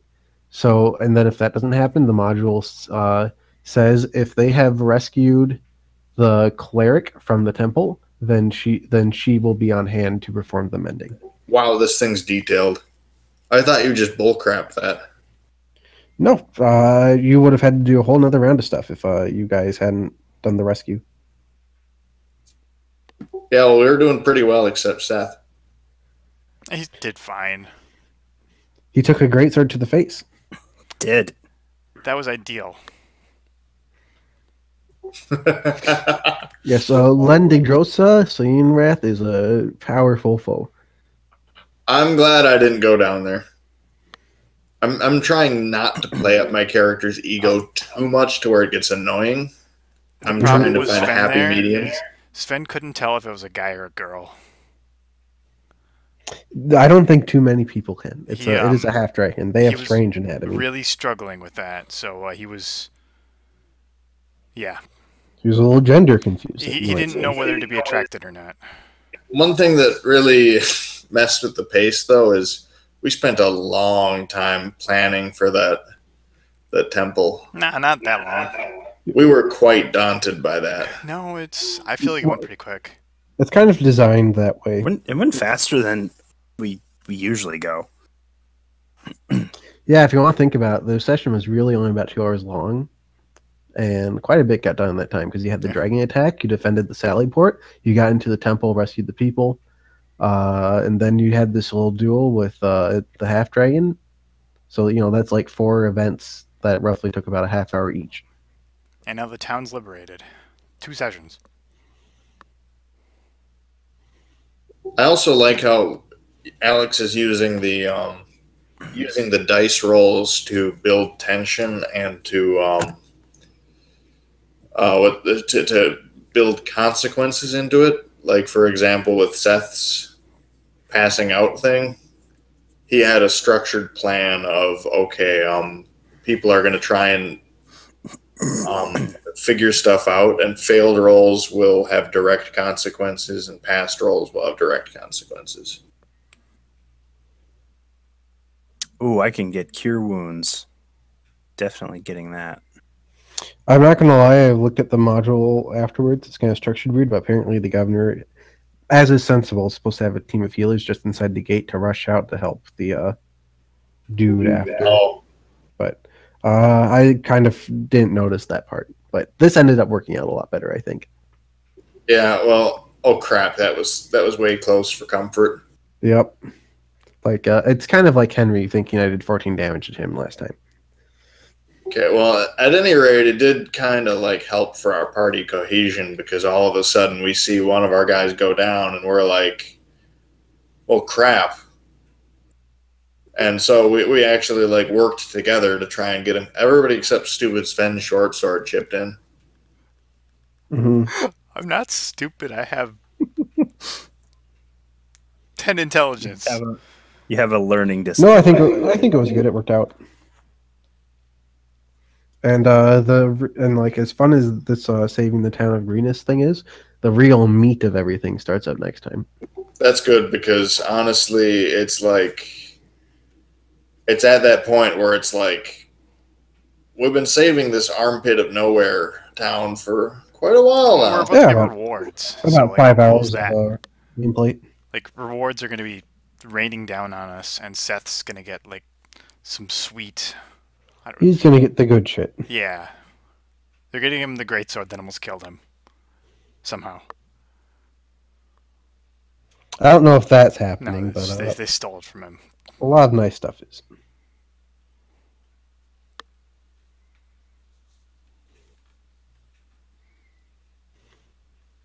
All right, well, I gotta say, I'm definitely excited for more. No, I appreciate that. I'm looking forward to running more. We gotta Yeah, set a date.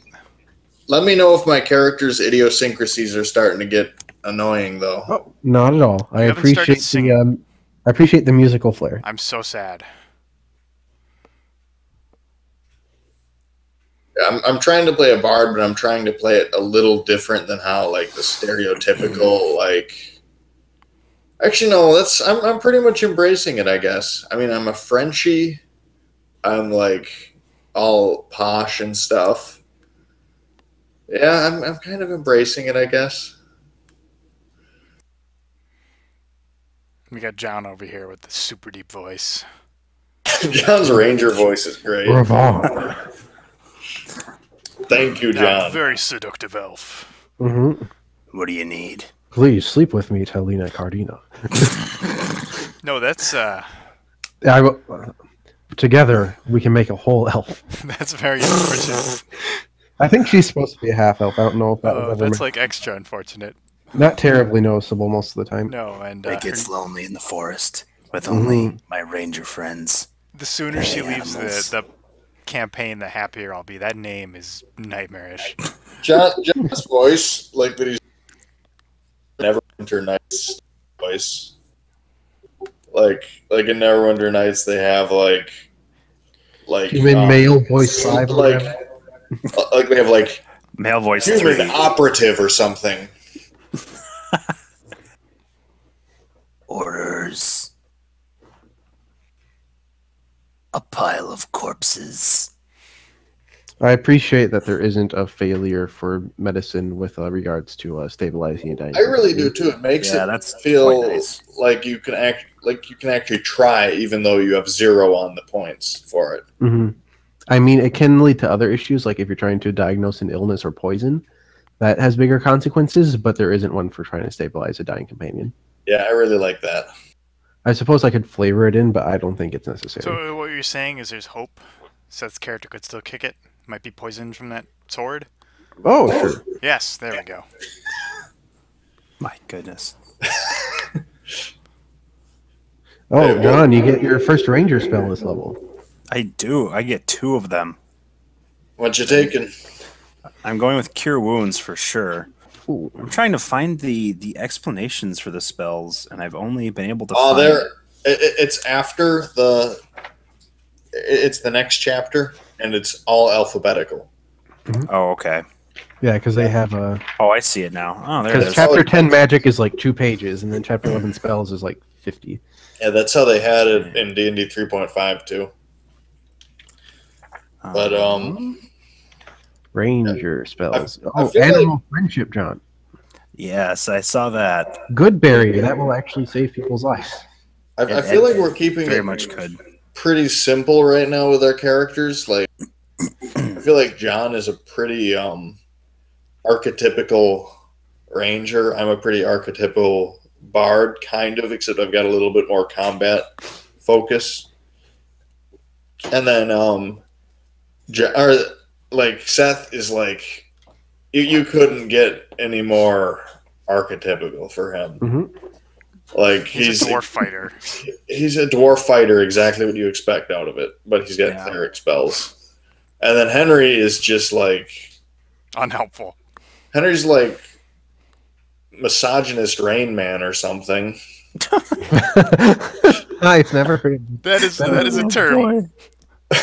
I mean, you're just like, I get double pay as a greeting to somebody. Yeah, well, Let's put it this way: I cannot wait till this character dies. I'm shocked after this. our ranger, a favorite enemy dragon, didn't take the opportunity. Yeah, Ravon hates dragons, but he's not stupid. He knows he couldn't have won. Mm-hmm. He knows how powerful they are. Yeah. Yeah, I don't think anybody was fooled by thinking we just because there's a dragon that we could fight it or we're expected to. Yeah. Sven has a lot of questions. I do also like how we're a ragtag group of people that are totally disparate. I hate that. We're so incohesive. It's the worst team. But Henry, like we start out that way, so when we start working in as a team, it's going to be awesome. We start bringing together our disparate backgrounds. We're going to be like the Avengers. And I feel like learn to work together. Imagine like if we when were all more talented and, people with strong teamwork abilities, and then we came together and worked as a team. Wouldn't that be amazing? I don't know. I think when the tension is all gone, me and Ravon are not going to see eye to eye on a lot of things. I think that might Ravon be probably interesting. won't see eye to eye on a lot of things with most of the party. But we don't worry. But it's okay, Gedwin. You're a Lord of Waterdeep. Sven was Yeah, going no, to say, there is a like, distinction between just the noble class and the lords in that town. There is. These people don't seem to know that, though. John, Yeah. Sven- Governor Governor Nighthill might. Sven was going to say some things that would make you never want to talk to him again. Just so you know. Oh, fantastic. He was very, very much ready to ask you whether you thought the blue dragon was a guy or a girl. I probably would have given him a real, actual, straight answer. I mean, based on the name, what would you assume? Well, it was when there was talk about the half dragon being its child. Oh yes, I'm gonna type in the gender of the dragon that attacked. Yeah. Yeah, if Ravon knew, he would have just given a straight answer. He does not like. He doesn't really catch that kind of thing.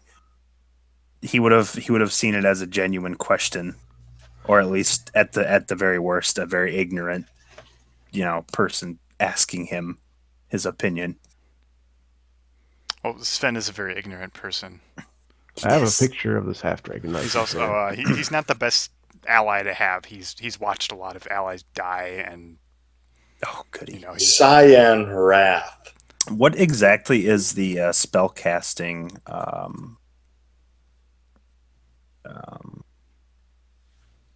What's it called? The spell casting ability modifier. That just be intelligence. What the heck? That looks like somebody's World of Warcraft character, but it's a D&D character. Like, look that at should not exist. Yeah, that's great. Ravon says that's probably a male. No, I'm talking about the dragon, the actual dragon, not the. Not the half. Not the half dragon. Filthy mudblood. I typed his name in wrong, but that's not a surprise. It's a bad name. Actually, I think it's a good name, but it's just long and complicated. Yeah. Cyan Wrath. Yeah, that's a classic. Oh my! You take your color and then you add Wrath to the end. Yeah, it's pretty good. I'll change his name to the proper one. So what would spellcasting ability modifier be? For you, I think wisdom. Oh, okay. Be wisdom. Oh, that's not bad. Yeah. Thank you for taking a cure spell. Oh yeah, you are very welcome. To be fair, the 2 times there were combat this round, our cleric was knocked unconscious, so he didn't actually have time to use his healing spells this time around. What healing spells? I hope he doesn't take healing spells because of all of our pestering. I hope that he keeps doing his thing just because it's the first time we got into combat was hilarious in my opinion. Well, I mean, he has access to his healing spells. He just needs to choose to use them. Yeah, well, I just thought it was hilarious because we came together as this disparate, disorganized group, and it showed because our first combat we got clobbered because I was being all cocky, got knocked down because of it, and our cleric, who we expected to heal people, wasn't healing people, and John was out in the front line with his double swords or whatever instead of using his bow, and so it was just we got clobbered, and it was hilarious. Not being able to use my bow was not helpful. Especially when I don't have proficiency into weapon fighting yet. Yeah, but we're quickly learning to work with each other's things. So that last fight we did actually worked really well. Oh, it's quite good. Except for one fluke hit knocking down Seth. Yeah, it wasn't really much of a fluke hit. He'd been hit enough times. The real fluke is that I didn't take any damage. You guys seemed curious as to why I did 9 damage with an arrow. That's because I add my dexterity modifier to the damage. Really? Yep. Is that a ranger thing? Nope, that's just a dexterity weapon thing. For bows, it should be strength, shouldn't it? No. That's the most backwards thing I've ever heard. Well, bows are usually paired with dexterity. For it to hit, but damage is usually strength. Oh, in 3.5, that's how it was. And realistically, really? Yeah, how far, how long, how much you draw back a bow? right, would Yeah. normally, but it is apparently dexterity as I looked up. How about this, when I- Paul? For a counter, Weird. how about this? There's only a certain amount, like you can actually pull back a bow. The bow's got a certain limit to how far you can pull an arrow. But what is a little bit more free is, like, you know, hitting more vital areas, better accuracy would do that. Yeah, shooting a bow usually had a strength requirement in 3.5, but the damage would be based off dexterity. Huh. That's, Yeah, I think in because, 5e you it know- seems to be all based on dexterity. Weird. Whoa. that's what Let I'm me- saying here, Paul. You can look it up. It's Well, just I like Henry, historically, it's just bows were the weapons of strong people, whereas swords were the weapons of dexterous people. I get that, but at a certain point, you know, you can't pull back a bow any harder. You can get a bigger bow. yeah, and that would require. That's Yeah, like a 110-pound war bow, which Yeah, I have a requires long more bow, which strength than is I have. yeah. But Aren't like, those called scorpions? No, those are just regular bows that people used in war, like every archer. Hunting bows would have been 45-pound draw weight, which is something that somebody like me could use. But 110s are what the real archers use. I don't know. D&D doesn't have to be realistic. It's not realistic. I'm just confused by the logic, but that's fine. The rule is the rule, Mm-hmm. and it advantages John quite well, so that's good. It does. I was very happy to find that out. Yeah, and even if you do focus 2-weapon fighting, you could still always use bows whenever you need. Oh yeah, that's kind of my thinking here. Is I'm already good with the bow. I should But probably even get a crossbow, to be honest, just to have. My thing is I'm not extremely skilled with 2-weapon fighting yet, but bows are still kind of my niche because I have a great dexterity bonus. So I figured if I take 2-weapon fighting as a proficiency, it kind of evens me out a little more. Yeah.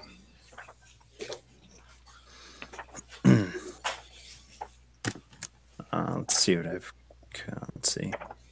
I'm enjoying my role in this party though, because I've kind of got this jack of all trades thing, because I'm athletic, strong, dexterous, intelligent, and and unconscious half the time. charismatic. What? Nothing. That's I'll never from our tell. cleric. Yeah. I think the But, last time everyone was unconscious, Paul saved the day. That was I was horrifying. actually awake. I just I assumed that you said 14 when you said 14. Mm-hmm. Yeah. Oh, but that fight, Alex, I dropped at least 2 weapons, if not more. In fact, I think I dropped 3 weapons because I dropped my spear to switch to my sword, which immediately flung out of my scabbard. Then I ran, picked up the sword again, and then dropped that to switch out my guitar for the final blow. Mm-hmm. Yeah, but I don't know. I think we're figuring each other's roles out pretty well. I'll miss Henry's character if he switches him, just because I'll miss having a tank. But I'm not. I'm going natural. I'm going until this character dies. okay, I got no reason. Oh my to swap goodness. I've narrowed it down between Hail of Thorns or a Fog Cloud for my second first level spell. Hail of Thorns is very nice. Take good berry.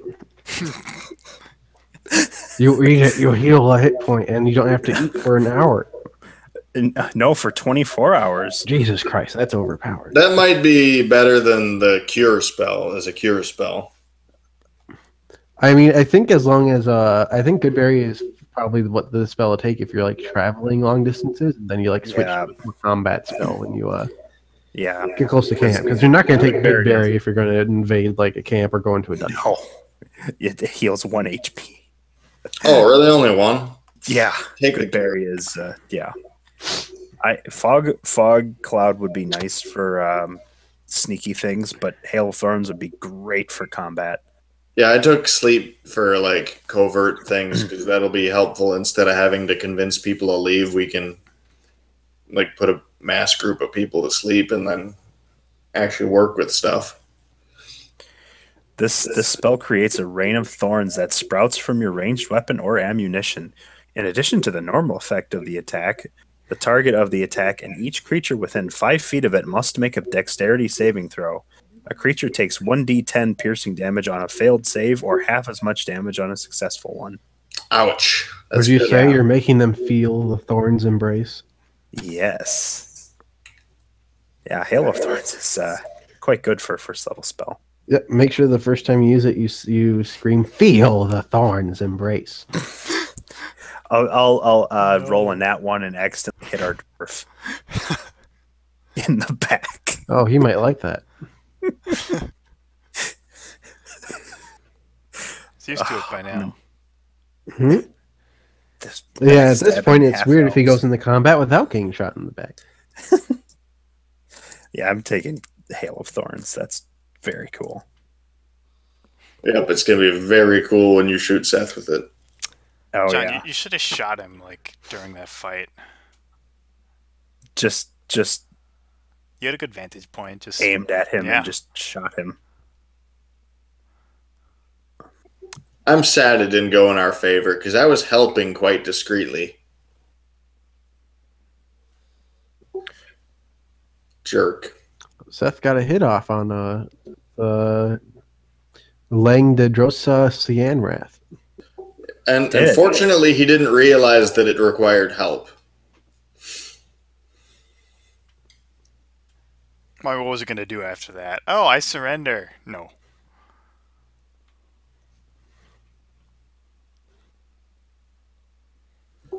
Okay, well, I'm heading to bed. Mhm. Thanks, guys. This was good fun. Yeah, we'll have wrap up next time. We'll get to learn about what the prisoner wants, what your next steps are. It should be good.